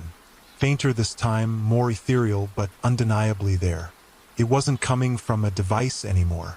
It was just in the air, in the cab, in his head. He had thrown away the radio, but not the signal. The signal was locked onto him. Despair washed over him, heavy and suffocating. He slumped against the seat, his hands light on the wheel, the truck guiding itself down the dead-straight highway.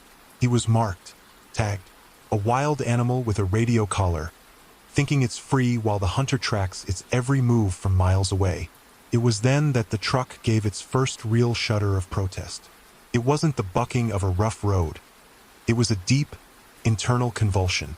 A red light flickered on the dashboard. Check engine. Ray's blood went cold for the 100th time in 12 hours. He scanned his gauges. The oil pressure was low, fluttering dangerously. The engine temperature was climbing steadily, pushing past the normal operating range and into the red. The ordeal in Wyoming, the desperate flight through the median, the abuse he had heaped upon the engine. The bill was coming due. He eased his foot off the accelerator. The truck was his weapon, his armor, his only means of escape. If it died, he died. He had to stop. He had to get help. But the thought of stopping, of being stationary, was an agony. It meant letting the pursuit catch up. He looked at the map on his phone. He was in the heart of Nevada on US 93, having fled I-80 hours ago in a paranoid attempt to get off the main path. A foolish move. Now he was in the middle of nowhere. The next major town, Ely, was over an hour away. He would never make it. The engine was already starting to knock, a sick, metallic rhythm of self-destruction. Then he saw a sign, faded and pockmarked with bullet holes. Palisade 5 miles. Below the name, someone had spray-painted a crude arrow pointing down a narrow, 2-lane state highway branching off to the south. Palisade. The name meant nothing to him. It wasn't a town he'd ever heard of. It was probably little more than a gas station and a crossroads. But it was 5 miles. His truck might just make 5 miles. He took the exit, the truck groaning as it slowed. The state highway was old and cracked. The yellow lines faded to ghosts. The landscape was brutal, barren, rust-colored mountains and wide, flat valleys of sagebrush and dust. It was the kind of place where people came to disappear. He nursed the truck along, his eyes glued to the temperature gauge, which was now buried in the red. Smoke, thin and blue, began to seep from the edges of the hood. He was killing it. He was killing his only chance. After an eternity of crawling along at 20 miles an hour, he saw it. Palisade wasn't a crossroads. It was a scar. A handful of buildings huddled together against the vast emptiness, looking like they had been dropped from a great height and left where they fell. A boarded-up general store, a post office the size of a shed, and a few houses with peeling paint and yards full of rusted scrap. And at the edge of town, a single-bay garage with a hand-painted sign swinging crookedly in the wind. Jeb's full-service repair. We fix anything. It was his only option. He pulled the Kenworth off the road and into the dusty, oil-stained lot in front of the garage. He barely made it into a clear spot before the engine gave a final, agonizing screech of tortured metal and seized. The truck shuddered to a halt, and the sudden silence was deafening. He had arrived, and he was stranded. Ray sat for a long moment, his hands gripping the wheel. This felt like another trap, a more subtle one. Lure him off the main road, kill his truck, and leave him marooned in a ghost town. He was a fish in a barrel. The wide bay door of the garage rolled up with a loud, rattling protest. A figure emerged, wiping his greasy hands on an already filthy rag. He was an old man, wiry and weathered as the landscape around him. He had a full head of white hair, but it wasn't the silver white of the shepherd. It was a soft, yellowed white, like an old book page. He wore greasy denim overalls over a faded flannel shirt. His face was a roadmap of wrinkles, and his eyes, behind a pair of smudged glasses, were a pale, watery blue. They were eyes that had seen a lot of sun and a lot of broken things. The old man walked slowly toward the truck, his gaze taking in the mud from the median, the long scrape on the trailer, the smoke curling from the hood. He didn't look surprised. He just looked tired. Ray knew he had to get out. He couldn't hide in the cab forever. He took a deep breath, unlocked the door, and climbed down, his boots kicking up puffs of fine, gray dust. "She died on you?" the old man said. It wasn't a question. His voice was raspy, dry as the desert wind. "Yeah," Ray said. "Engine seized. Got her hot." The mechanic, Jeb, walked a slow circle around the front of the truck. He ran a hand over the grill, then peered at the front tires. "You came through some rough country. That ain't highway mud." Ray's guard went up. "Had to take a detour." Jeb nodded slowly, his eyes never leaving the truck. "Lots of detours on these roads." He finally looked at Ray, his pale blue eyes squinting in the harsh light. "You running from something? Or to something?" The question hung in the air, sharp and direct. Ray felt a jolt of panic. Did he know? Was he part of it? "Just trying to make a delivery," Ray lied, the words tasting like ash in his mouth. "Right," Jeb said, a hint of dry amusement in his voice. He didn't believe him for a second. He turned and shuffled back toward his garage. "Well, a seized Cummins is a seized Cummins. She ain't going anywhere for a while. Not till I get a look inside. And I don't start that job till I've had my coffee." He disappeared into the dark interior of the garage without another word. Ray was left standing alone in the oppressive heat, next to the corpse of his truck. He was trapped, utterly and completely at the mercy of a strange old man in a town that felt like the last place on earth. He looked down the empty highway, then back at the dark, open mouth of the garage. He didn't know which was more terrifying. He followed the old man inside, out of the punishing sun and into the gloom. The air inside smelled of oil, metal, and something else. It smelled of time and waiting. The inside of the garage was a cavern of organized chaos. Tools that looked decades old hung from pegboards, their outlines traced in grease. Engine blocks and transmissions sat on pallets like sleeping metal beasts. The light from the single bay door didn't penetrate far, leaving the corners in deep shadow. In the back, a small, cluttered office space was partitioned off, a single bare bulb hanging over a scarred wooden desk.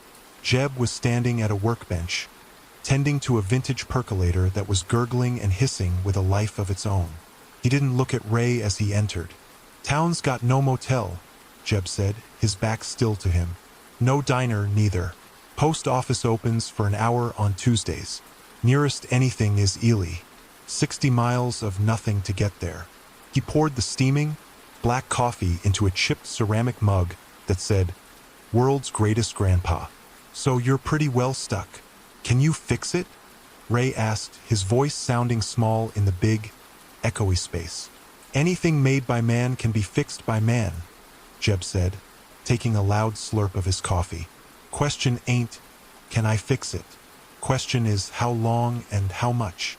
A seized engine, you're lucky if you just fried the pistons. Unlucky you cracked the block. Either way, parts gotta come from Reno or Salt Lake.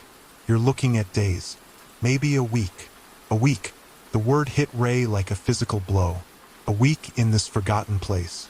A week of waiting for the man with the silver hair to come and collect his due. "I don't have a week," Ray said, an edge of desperation creeping into his voice. Jeb finally turned around and leaned against the workbench, cradling his mug. He looked at Ray over the rim of his glasses.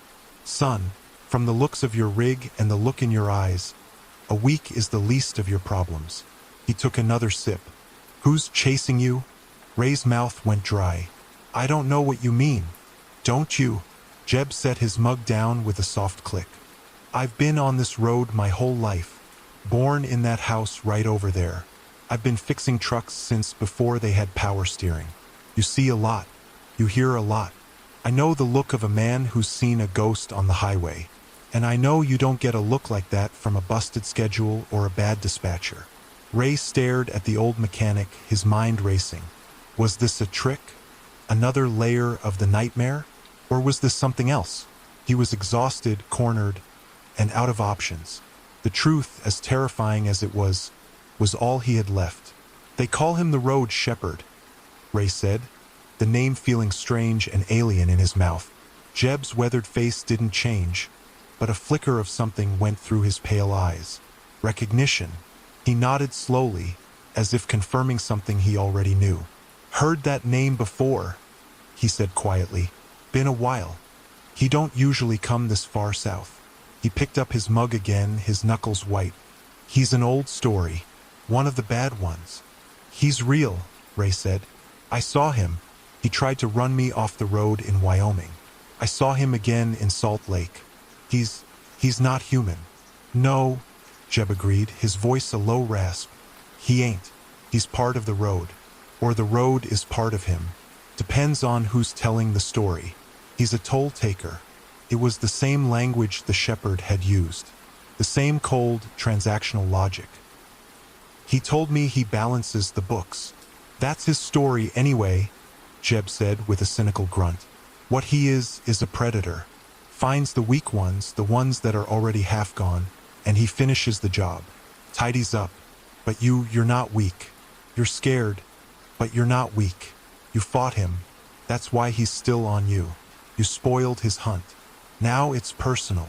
A sliver of hope, the first he'd felt in hours, pierced through Ray's despair. This old man knew. He understood. He wasn't afraid. "What do I do?" Ray asked, his voice pleading. "How do I stop him?" Jeb was silent for a long time, staring into his coffee cup as if the answers were floating in the black liquid. "Stopping him ain't the right way to think about it," he said finally. "You can't kill a story. You can't kill a piece of the road. All you can do is get off his map. Disappear. Become someone he can't find. Jolene, my dispatcher, she told me to go home. She said he's tied to the road." Jeb let out a short, sharp laugh that was more of a bark. "That's what they say in the brightly lit offices. They think the road ends at the off-ramp. But it don't. The spider's out. Every street, every driveway, it's all connected. He might not be as strong off the main arteries, but he can find you. Eventually. Going home is just leading the wolf back to your own door. The image of Chloe, of his home, being tainted by this thing was more than Ray could bear. Then what? He demanded. What do I do? Just stay here? Wait for him to show up? Showing up here would be a mistake on his part, Jeb said, a hard glint in his eye. This place, Palisade, it's not on his usual route for a reason. This is old country. There are other things here. Things even a thing like the shepherd respects. He gestured vaguely toward the barren mountains that ringed the valley. This place is a quiet place. It likes to be left alone. He finished his coffee and set the mug down decisively. All right, here's what's going to happen. Your truck, the Kenworth, it's done. It's a beacon. He knows it, he's tagged it. We're going to strip it for anything useful and bury the rest. It's an anchor, and you need to cut it loose. My whole life is in that truck, Ray protested weakly. And that life is what he's hunting, Jeb countered. You need a new one. He walked toward the back of the garage, to a corner that was covered by a massive, dusty canvas tarp. You need a ghost, something that don't throw a shadow, something the road has already forgotten about. He grabbed a corner of the tarp and with a grunt, pulled it back. Underneath was a truck, but it was unlike any truck Ray had ever seen on the modern road. It was ancient, a late 1950s Diamond T, a beast of a machine with a huge, rounded nose, massive, curved fenders, and a single round smokestack. Its paint was a faded, oxidized red, so dull it seemed to absorb the light. It wasn't shiny or powerful looking. It looked like a survivor, a relic from a bygone era. She ain't fast and she ain't comfortable, Jeb said, running a hand reverently over the dusty fender. But she's invisible. There ain't a computer chip in her. Her logs are paper. She runs on diesel, prayer, and stubbornness. She's been sitting here for 30 years. To the road, she don't exist anymore. She's a ghost. Ray stared at the antique truck. It was beautiful in a brutal, archaic way. It looked strong, solid, real. You're going to give me a truck? I ain't giving you nothing, Jeb corrected. You're going to work for it. We're going to get this old girl running. And while we work, you're going to tell me everything. Every detail of your run, from the moment you first heard that whistle. Stories are how you fight a story. You need to understand the rules of his game before you can start playing your own. For the first time in what felt like a lifetime, Ray felt a sense of purpose that wasn't just blind flight. It was a plan. A crazy, desperate plan, but it was a plan. He was no longer just the prey. He was an apprentice. Over the next 2 days, they worked. The rhythm of the work was a balm to Ray's shattered nerves. The physical labor, the smell of grease and diesel, the satisfaction of loosening a rusted bolt or cleaning a fouled spark plug. It was real. It was tangible. Jeb was a tough teacher, barking orders, demanding precision. But as they worked, they talked. Ray told him everything. He described the whistling, the dark car, the pale eyes of the man in the diner. He told him about the drawing, the phantom crossing, the roadblock, the missing poster, the confrontation in Salt Lake. Jeb listened intently, nodding, occasionally asking a sharp, insightful question.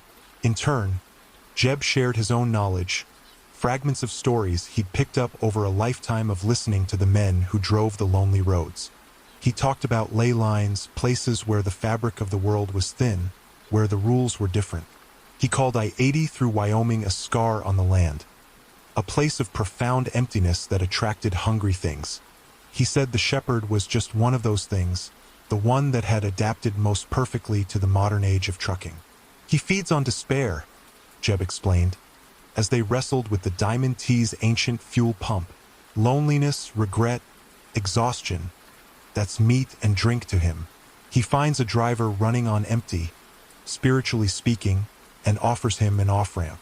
The catch is, the ramp don't go anywhere. But why the games? Ray asked. The whistling, the drawings. Why not just take people? He has rules, Jeb said. All these things do. He can't just snatch you. You have to let him in. You have to participate. Answering the radio, stopping for his tricks, showing fear. You're giving him permission. You're opening the door bit by bit. Your mistake and your salvation. was that you kept slamming it shut in his face. They got the Diamond T's engine to turn over on the evening of the second day. It started with a belch of black smoke and settled into a low, rumbling idle that shook the entire garage. It was the sound of a sleeping giant waking up. That night, as Ray lay on a cot in Jeb's office, trying to sleep, he thought he heard it. The high, thin whistle carried on the desert wind. But it was distant, fainter, confused. It was looking for the Kenworth, for the man who drove it. And it was finding nothing but a dead-end road and an empty valley. On the third day, they loaded the Diamond T, not with freight but with supplies. Cans of fuel, water, spare parts, food. Jeb gave him a new set of clothes, simple, durable work clothes that had belonged to his son years ago. He took Ray's wallet, with his driver's license and credit cards, and burned it in a steel drum behind the garage. "Ray Porter is gone," Jeb said, watching the plastic curl and melt in the flames. "His truck is gone. His life is gone. You're nobody now, and nobody is a hard man to find." He handed Ray an old, worn leather wallet. Inside was a small wad of cash and a faded, laminated ID card, a Utah driver's license issued in 1988. The photo was of a young man with dark hair and a serious expression. The name was Jacob Kerr. "My boy," Jeb said quietly. "He left this place 30 years ago, went to find his fortune in the city, never came back. As far as the world knows, Jacob Kerr just drifted away. Now he's drifting back." Ray, now Jacob, was to drive south, avoid the interstates, take the blue highways, the forgotten state routes through the empty quarters of Nevada, Arizona, New Mexico. He was to become a ghost, a driver of a ghost truck, hauling nothing, heading nowhere. He was to live on cash, stay in small, independent motels, and talk to no one. "You can't run forever," Jeb said, as Ray climbed into the high cab of the Diamond T. The old truck smelled of dust and vinyl and faint, ancient history. "But you can get so lost." He gives up the hunt and goes looking for easier prey. You just have to stay off his road. Make your own. Ray Jacob looked at the old mechanic. "Thank you, Jeb." "Don't thank me," Jeb grunted. "Just stay alive. And stay out of Wyoming." He started the engine. The low rumble felt like a heartbeat. He put the old truck in gear and pulled out of the garage, leaving behind the stripped-down shell of his Kenworth, the last relic of his former life. He drove through the silent, dusty town of Palisade and turned onto the empty state highway, heading south into the vast, indifferent desert. He was nobody going nowhere, and for the first time in days, he felt a flicker of something that resembled hope. He was off the map. He was free. The Diamond T was a beast from another age. The steering had a foot of play in either direction, requiring constant, conscious correction. The brakes were sluggish and demanded anticipation. There was no air conditioning, only a crank-operated vent that funneled in the hot, dusty air. The roar of the engine was a constant, deafening presence that vibrated through the floorboards and up into Ray's bones. He was no longer Ray. He had to remember that. He was Jacob Kerr. He practiced the name in his head, a mantra against the low thrum of the engine. Jacob Kerr, a drifter, a man without a past, heading toward a future he couldn't imagine. For the first few days, driving was a purely mechanical act. He wrestled the old truck down the blue highways of Nevada, roads that followed the contours of the land instead of blasting through them. He drove through valleys so wide and empty they felt like the floor of the ocean, and over mountain passes where the air grew thin and cool. He saw more wild burros and circling hawks than he did other vehicles. The world looked different from the cab of the Diamond T. People didn't see a modern trucker, a professional cog in the machine of commerce. They saw a relic, a curiosity, an old-timer in an old truck. They either ignored him completely or gave him a wide, respectful berth. He was an anomaly out of time, and that anonymity was his shield. He lived by Jeb's rules. He paid for cheap motel rooms with cash, signing the register with a name that wasn't his. The rooms were all the same: worn floral bedspreads, humming bar fridges, and TVs that only got 3 fuzzy channels. He bought food at small-town grocery stores: bread, cheese, canned soup he could heat on a hot plate. He avoided truck stops with their bright lights and seas of modern rigs. Those were the shepherd's hunting grounds. His world was now one of peeling paint, flickering neon, and the quiet, forgotten corners of the American West. The whistling was gone. The constant, nagging fear had subsided into a low-grade watchfulness. He was still hunted, he knew that, but the scent was growing cold. He felt like a fox that had plunged into a river, washing away its trail, confusing the hounds. He was in northern Arizona driving a stretch of old Route 66 when he had his first real test. He pulled into a dusty, one-pump gas station outside a town called Peach Springs. As he was filling the Diamond T's massive tank, a state trooper car pulled in behind him. Ray's blood turned to ice. His hand froze on the pump handle. It was a new car, a standard Ford Explorer, not a Phantom Grand Marquis. The trooper who got out was young, with a fresh haircut and mirrored sunglasses. He looked real, but Ray had been fooled by real before. The trooper nodded at him. "Howdy, that's some classic iron you got there." "She's an old one, all right," Ray Jacobs said, his voice a low croak. He tried to sound like a grizzled old-timer, hoping the engine noise had roughened his vocal cords enough. "Don't see many of these on the road anymore," the trooper said, walking a slow, appreciative circle around the truck. "My granddad drove one like this, hauling copper out of the mines near Kingman." He stopped and looked at the empty flatbed. "You hauling anything? Or just moving the truck?" "Just moving the truck," Ray said, his heart hammering. "Bought it off a fellow up in Nevada, taking it down to a collector in Flagstaff." The lie came surprisingly easily. He was becoming Jacob Kerr. The trooper nodded. "Well, she's a beauty. Drive safe now." He gave a final, friendly nod, got back in his car, and pulled out onto the highway, disappearing down the road. Ray leaned against the side of his truck, his legs weak with relief. He had passed. The trooper had seen an old truck, not a fugitive. He had seen Jacob Kerr, not Ray Porter. For the first time, he truly believed that Jeb's plan might work. He was invisible. He drove on, feeling a new confidence. He was learning the rules of this new, hidden world. He was a ghost, and he was learning how to haunt the back roads without being seen. A week after leaving Palisade, he was in New Mexico, the landscape changing to high desert mesas and dramatic, blood-red rock formations. He felt 1,000 miles and 1,000 years from the man who had been running for his life in Wyoming. The terror had been replaced by a profound, soul-deep loneliness. He was safe, but he was utterly alone. He had no one to call, no destination to strive for. He was simply in motion. He missed Chloe with an ache that was a physical pain. He wondered what she knew. Had the company told her the truck had a mechanical failure? Did she think he had just abandoned his rig and run off? Or had Jolene told her something else? He could never call her. That was the one rule he could never break. Calling her would be painting a target on her back. The thought of the shepherd's pale eyes ever falling on his daughter was a horror beyond imagination. He was driving south of Gallup one afternoon when he saw her. A young woman, standing on the shoulder of the empty highway, her thumb out. She had a large backpack at her feet and a hopeful expression on her face.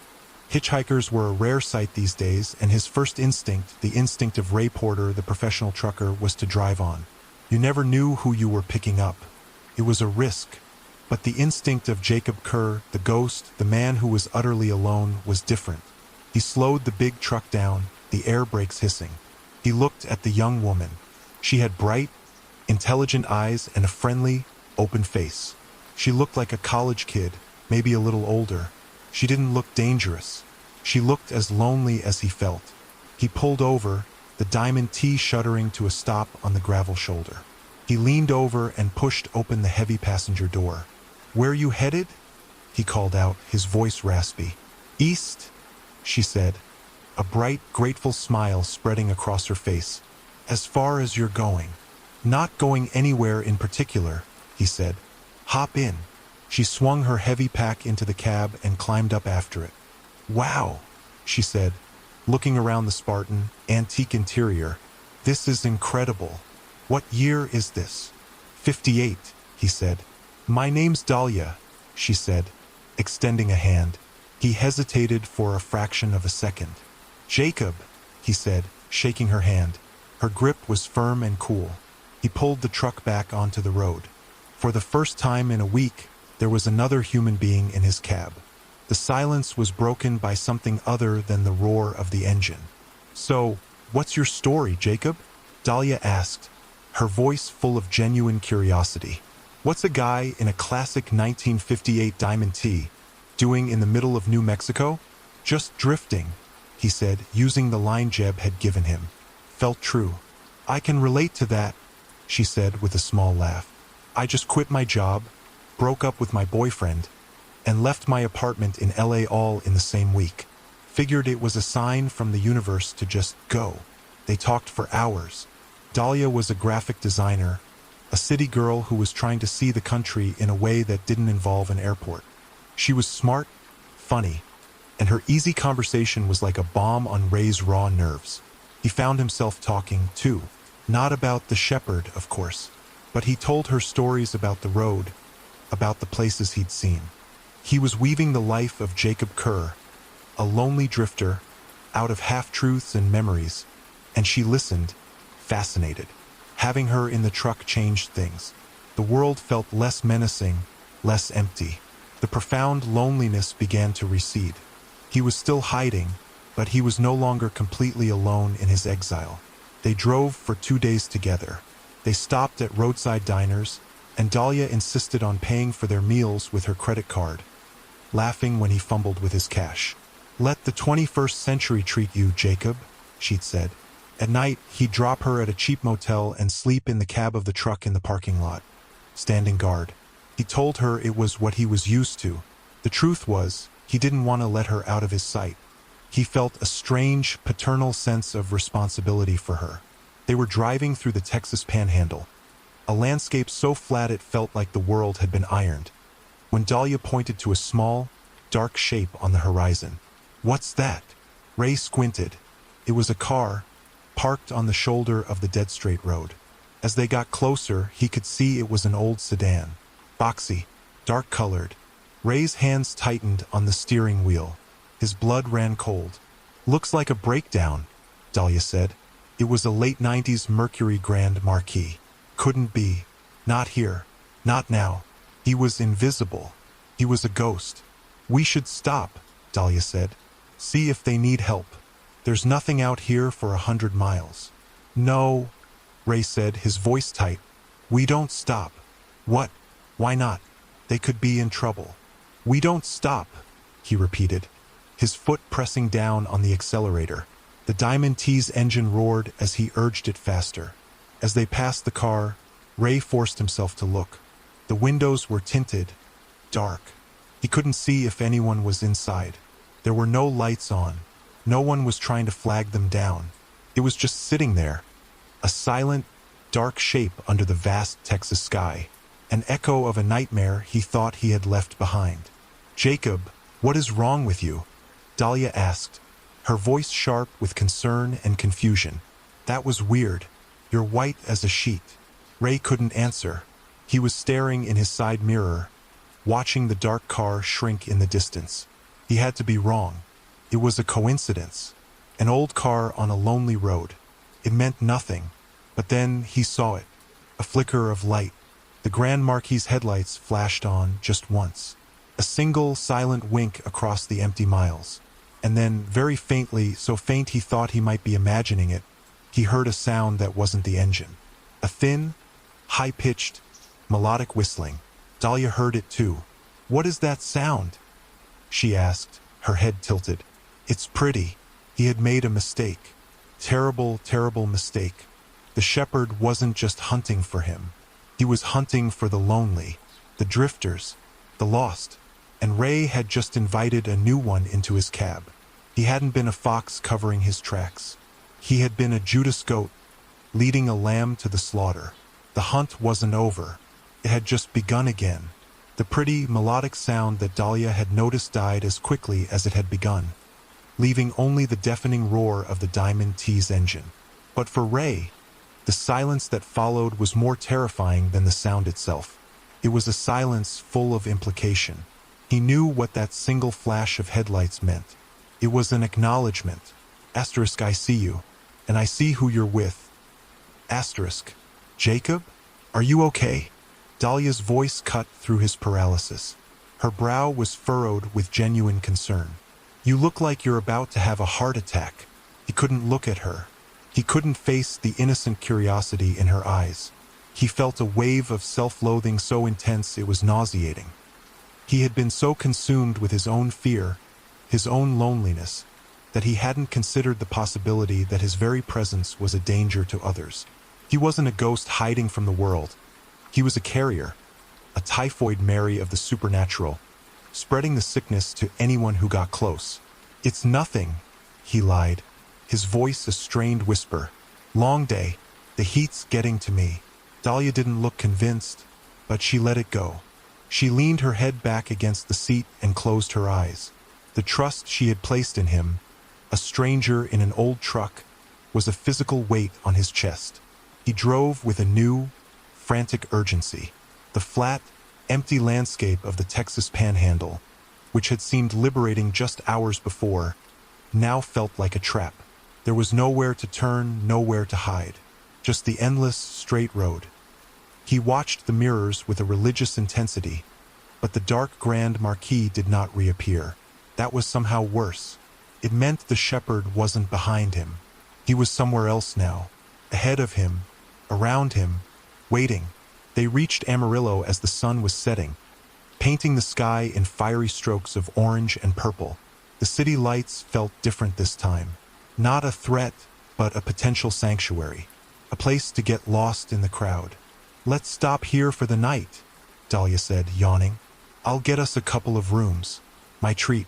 You look like you could use a real bed. No, Ray said, his voice sharper than he intended. We keep going. We drive through. What? Jacob, it's late. We've been driving for 10 hours. It's not safe. It's less safe to stop, he said, the words coming out before he could stop them. Dahlia sat up straight, her expression hardening. Okay, what is going on? You've been acting like a spook ever since we passed that car. Talk to me, or I'm getting out at the next bus station. He had to tell her something. Not the whole truth. The truth was insane, unbelievable, but something to make her understand the danger. There's a man, he began, his voice low, his eyes fixed on the road ahead. He's following me, from a long time back. A bad business. I thought I'd lost him. But that car, I think it was him. Her eyes widened. Following you? Like a cop? Or a criminal? Something like that, Ray said, seizing on the plausible explanation. I can't go to the police.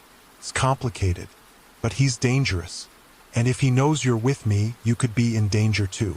Her fear was immediate, but it was mixed with a surprising resolve. Okay, she said, her voice quiet but steady. Okay, so we run. Where are we going? I don't know, Ray admitted, the words a confession of his own hopelessness. East. Away from him. No, she said decisively. Running without a plan is just waiting to get caught. You need to disappear. You need to go somewhere he wouldn't think to look. Somewhere there are no roads. Ray looked at her, surprised by the sudden command in her voice. My sister, Dahlia said, her mind clearly working fast. She lives in Louisiana, way out in the bayou. You can't even get to her house by car. You have to take a boat for the last 2 miles. It's about as off the grid as you can get. We can go there. You can hide out. Let the trail go cold for good. Louisiana. The bayou. It was 1,000 miles away, in a direction he hadn't considered. It was dense, confusing, a labyrinth of water and trees. It was the opposite of the wide-open desert. It was a place to hide, place with no roads. He'll follow us, Ray said, the objection sounding weak even to his own ears. Maybe, she said, but he'll be on our turf then, not his. It's a better chance than driving in circles out here waiting for him to corner you. It was a crazy idea, but it was a destination, plan, and it had come from her. He hadn't led her into this part of the trap. She had built the door herself. He felt a flicker of the hope he'd felt in Jeb's garage. Maybe this was the way. "Okay," he said. "Louisiana, your sister's place." They drove through the night, fueled by coffee and a shared sense of purpose. Dahlia became his co-pilot, navigating on her phone, finding the back roads, the state highways that would keep them off the main interstate arteries. She was a calming presence, her practicality a counterweight to his paranoia. But as they crossed into Oklahoma, the strange occurrences began. They were driving down a deserted county road, miles from any town, when they passed an old, abandoned school bus, half submerged in a field of tall grass. In the windows of the bus, arranged in a neat row, were half a dozen children's lunchboxes, all different colors, all empty. Later that night, listening to a local AM radio station, the country music suddenly dissolved into a chorus of high-pitched, melodic whistling. Dahlia switched it off immediately, her hand trembling slightly. "Bad frequency," she said, a little too quickly. The signs were becoming more frequent, more brazen. The shepherd was no longer just watching. He was communicating. He was toying with them. He knew where they were going. They reached the Louisiana border in a state of frayed nerves and profound exhaustion. The landscape changed dramatically. The air grew thick and humid, heavy with the smell of damp earth and vegetation. The sparse desert scrub was replaced by dense forests of pine and cypress, the trees draped in Spanish moss that hung like gray, skeletal fingers. Dahlia directed him down a series of progressively smaller, less maintained roads until the asphalt gave way to gravel, and the gravel gave way to a dirt track that was barely wide enough for the Diamond T. The trees pressed in on either side, their branches scraping against the truck's mirrors. It felt like they were driving down a long green tunnel. "We're close," she said, her voice a tense whisper. "The boat launch is just a couple of miles ahead." The dirt track ended abruptly at the edge of a wide, slow-moving river, its water the color of black tea. A rickety wooden dock extended a few feet into the water. Tied to it was a small, flat-bottomed john boat with an outboard motor. There was no one else around, just the oppressive silence of the bayou, punctuated by the chirping of insects and the distant croak of a bullfrog. "This is it," Dahlia said with a sigh of relief. "We made it." They got out of the truck. The humid air was a physical weight. Ray looked back at the Diamond T. The old truck had been his salvation, his ghost skin. But it couldn't go any further. It was a creature of the road, and the road had ended. "We'll leave the truck here," Dahlia said. "No one will find it for months. We'll take what we need and go." They packed their bags with the essentials. As Ray was about to close the door of the truck for the last time, he paused. He looked at the empty passenger seat where Dahlia had sat for days, a beacon of normalcy in his nightmare. He had brought this plague to her doorstep. "Dahlia," he said, his voice heavy, "you should go on without me. I'll head back, lead him away from here. He's after me, not you." She turned from the boat, her face set with a stubborn determination that reminded him of Chloe. "No," she said. "We started this together, we finish it together. He's not just your problem anymore. Now come on. It'll be dark soon." He knew he couldn't argue. He followed her to the boat. They loaded their gear, and Dahlia worked on the old outboard motor. After a few pulls, it sputtered to life with a cloud of blue smoke. She untied the rope, and they pushed off from the dock, leaving the Diamond T alone at the edge of the forest, a silent, rusting monument. The boat moved slowly down the Black River. The sun was setting, and the cypress trees on the banks cast long, distorted shadows on the water. The world became a maze of dark water and dense, tangled vegetation. Ray felt a profound sense of dislocation. He was a creature of asphalt and diesel, of clear lines and open spaces. This place, with its murky depths and hidden dangers, was an alien world. "How much further?" he asked, his voice low. "Not far," Dahlia said, her hand steady on the tiller of the motor. "My sister's cabin is on a small island up ahead. It's called Crying Woman Island." "That's a cheerful name," Ray muttered. Dahlia gave a weak smile. "Local legend. They say a woman lost her child in the swamp 100 years ago, and you can still hear her weeping on moonless nights. Ray shivered, despite the oppressive heat. A ghost story. He was so tired of ghost stories. They rounded a bend in the river, and Dahlia pointed. There it is. Ahead of them was a small island, barely a rise in the landscape, thick with cypress trees. Nestled among the trees was a small cabin, built on stilts to keep it above the high water line. A single light glowed warmly in one of the windows, a welcoming beacon in the gathering gloom. A thin tendril of smoke curled from a stone chimney. As they got closer, Ray could see a figure standing on the small porch of the cabin, silhouetted against the light from the door. That's her, Dahlia whispered, a wave of relief in her voice. That's Elodie. She steered the boat toward a small, private dock at the edge of the island. The figure on the porch waved. It was a woman, tall and thin. They tied up the boat and walked up a narrow path toward the cabin. Ray felt a knot of anxiety in his stomach. He was an intruder here, bringing his darkness into this family's sanctuary. As they reached the steps of the porch, the woman, Elodie, stepped forward into the light. She had the same intelligent eyes as Dahlia, but they were older, etched with a sadness that seemed permanent. She was beautiful, but in a fragile, haunted way. You made it, Elodie said, her voice a soft, melodic whisper. She embraced Dahlia tightly. Then she turned her gaze on Ray. Her eyes were pale, the color of a winter sky.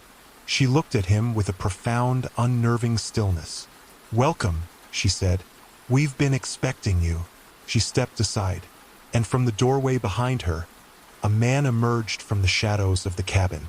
He was thin, almost unnaturally so, wearing a simple, dark work shirt. His hair was a startling, brilliant silver white.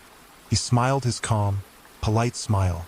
Jacob, he said, his voice a smooth baritone that cut through the chirping of the insects. I'm so glad you could finally make it. Dahlia was a great help. I was beginning to think you'd never get here. He gestured toward the cabin. Please come in. You must be exhausted. I've made some coffee. The world dissolved into a low, buzzing hum in Ray's ears. The chirping of the insects, the gentle lapping of the water, the rustle of the leaves. It all faded away, replaced by the roaring of his own blood. He stared at the man on the porch, the polite smile, the pale eyes, the silver hair, and a horrifying, crystalline understanding crashed down upon him. It had never been a chase. Not really. It had been an invitation, a guided tour. Every flight, every desperate escape, had just been another step on a path that had been laid out for him from the very beginning. The service road, the ghost truck, the back highways, even Dahlia, they weren't escapes. They were breadcrumbs. Each one had led him deeper into the maze, further from the world he knew, and closer to the single, inevitable point on a map. He looked at Dahlia. She was staring at her sister, Elodie, her face a mask of confusion and dawning horror. Elodie? What is this? Who is this man? Elodie didn't look at her. She looked at the man with the silver hair, her expression one of serene, sorrowful devotion. He is the one who brought me peace, little sister, she whispered. When I was lost after the accident, he found me. He showed me the way. The shepherd stepped forward, his gaze fixed on Ray. Elodie was a driver once, too, he said, his voice calm and reasonable, as if explaining a simple household chore. A long-haul driver just like you. She was running from a great deal of pain. The road was hungry for her. I offered her a different kind of exit, a permanent one. She's one of you, Ray breathed, the words tasting like poison. She's one of your collection. She is a caretaker, the shepherd corrected gently. This place, this island, it is a nexus, a quiet harbor for those who are tired of the road. A final rest stop. Elodie maintains it. She keeps the light on for new arrivals. Dahlia backed away, her eyes wide with terror and betrayal. No, Elodie, no. I tried to warn you. Dahlia, Elodie said, her voice filled with a genuine, heartbreaking sadness. I told you not to come, but you were so lost yourself. And when you told me you had met a man, a drifter in an old truck who was running from his own ghosts, I knew. I knew he was bringing him to us. The final piece clicked into place. Dahlia hadn't been a Judas goat. She had been a homing pigeon, flying back to a nest she didn't know was poisoned, carrying a message she didn't know she held. Ray looked from the shepherd to Elodie, then to the terrified face of Dahlia. The fear was still there, a cold, hard stone in his gut. But beneath it, something else was stirring. A deep, slow-burning rage. He had been played. He had been herded like an animal. He had been stripped of his life, his name, his daughter. He had nothing left to lose. And in that emptiness, there was a strange kind of freedom. "So this is it?" Ray said, his voice quiet, devoid of the panic that had fueled him for so long. "This is the end of the line? You bring me here to, what? Turn me into another ghost to haunt your swamp?" The shepherd smiled. "Precisely. You have been a most entertaining subject, Ray. Resilient, stubborn. But all journeys must end. It is time to pay your toll." He took a step toward Dahlia.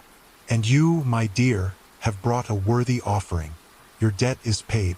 You are free to go."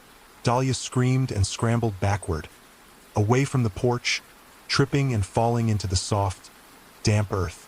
The shepherd ignored her. His pale eyes were locked on Ray. "It is time," he said. Ray didn't run. He didn't cower. He thought of his life, the long, lonely hours behind the wheel.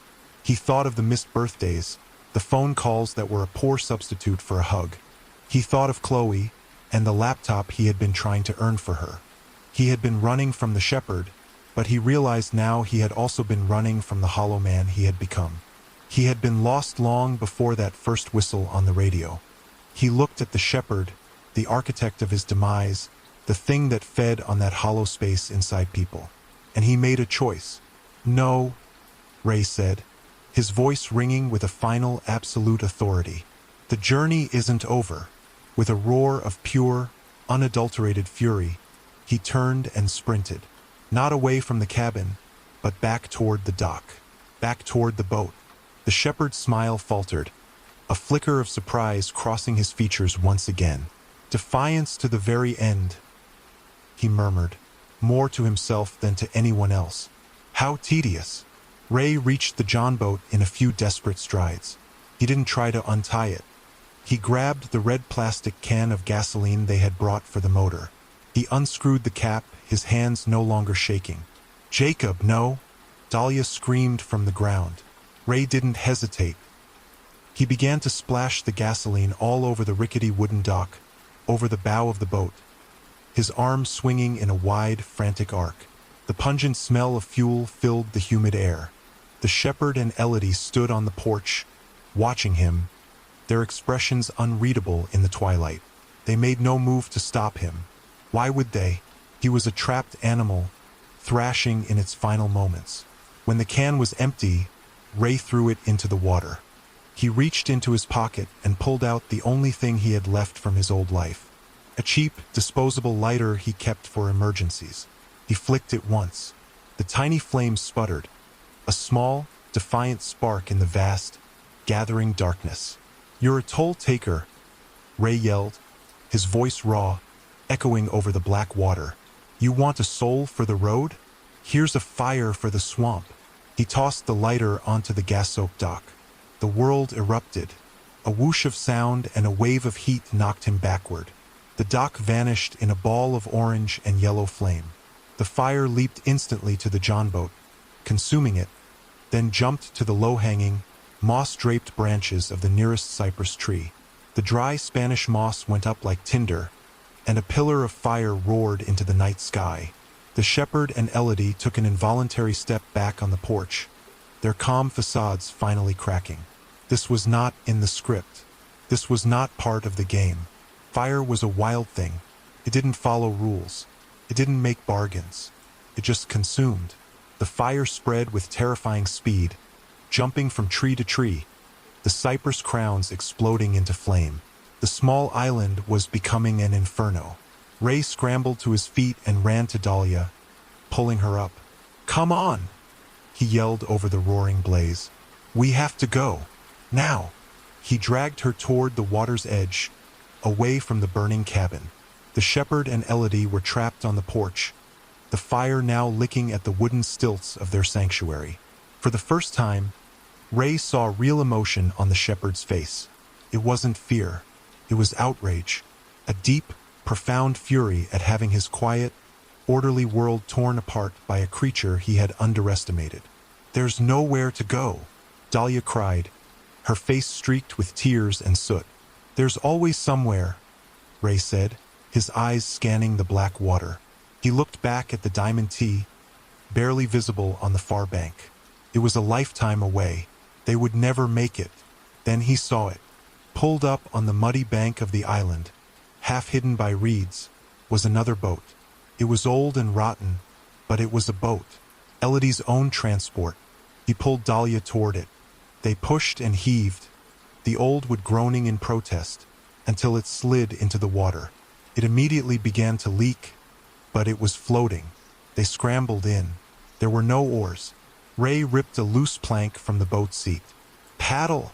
he screamed, and they began to push clumsily away from the burning island, digging their hands and the splintered plank into the dark water. He looked back one last time. The cabin was fully engulfed in flames, a raging pyre in the heart of the bayou. He couldn't see the shepherd or Elodie. They had been consumed by the inferno, their quiet, timeless nexus turned to ash. He didn't know if a thing like the shepherd could be killed by fire, if a story could be burned. But he had destroyed his territory. He had salted the earth. He had taken away his hunting ground. They drifted on the slow-moving river, the light of their fire receding behind them, the shouts and the screams fading into the roaring of the flames. They were in a leaking boat, in the middle of a Louisiana swamp, with no food, no motor, and no map. They were lost, utterly and completely. But as Ray looked at Dahlia, her face illuminated by the distant, dying glow of his final, desperate act, he knew they weren't. For the first time since he'd climbed into the cab of his Kenworth in Chicago, he wasn't running. He wasn't being herded.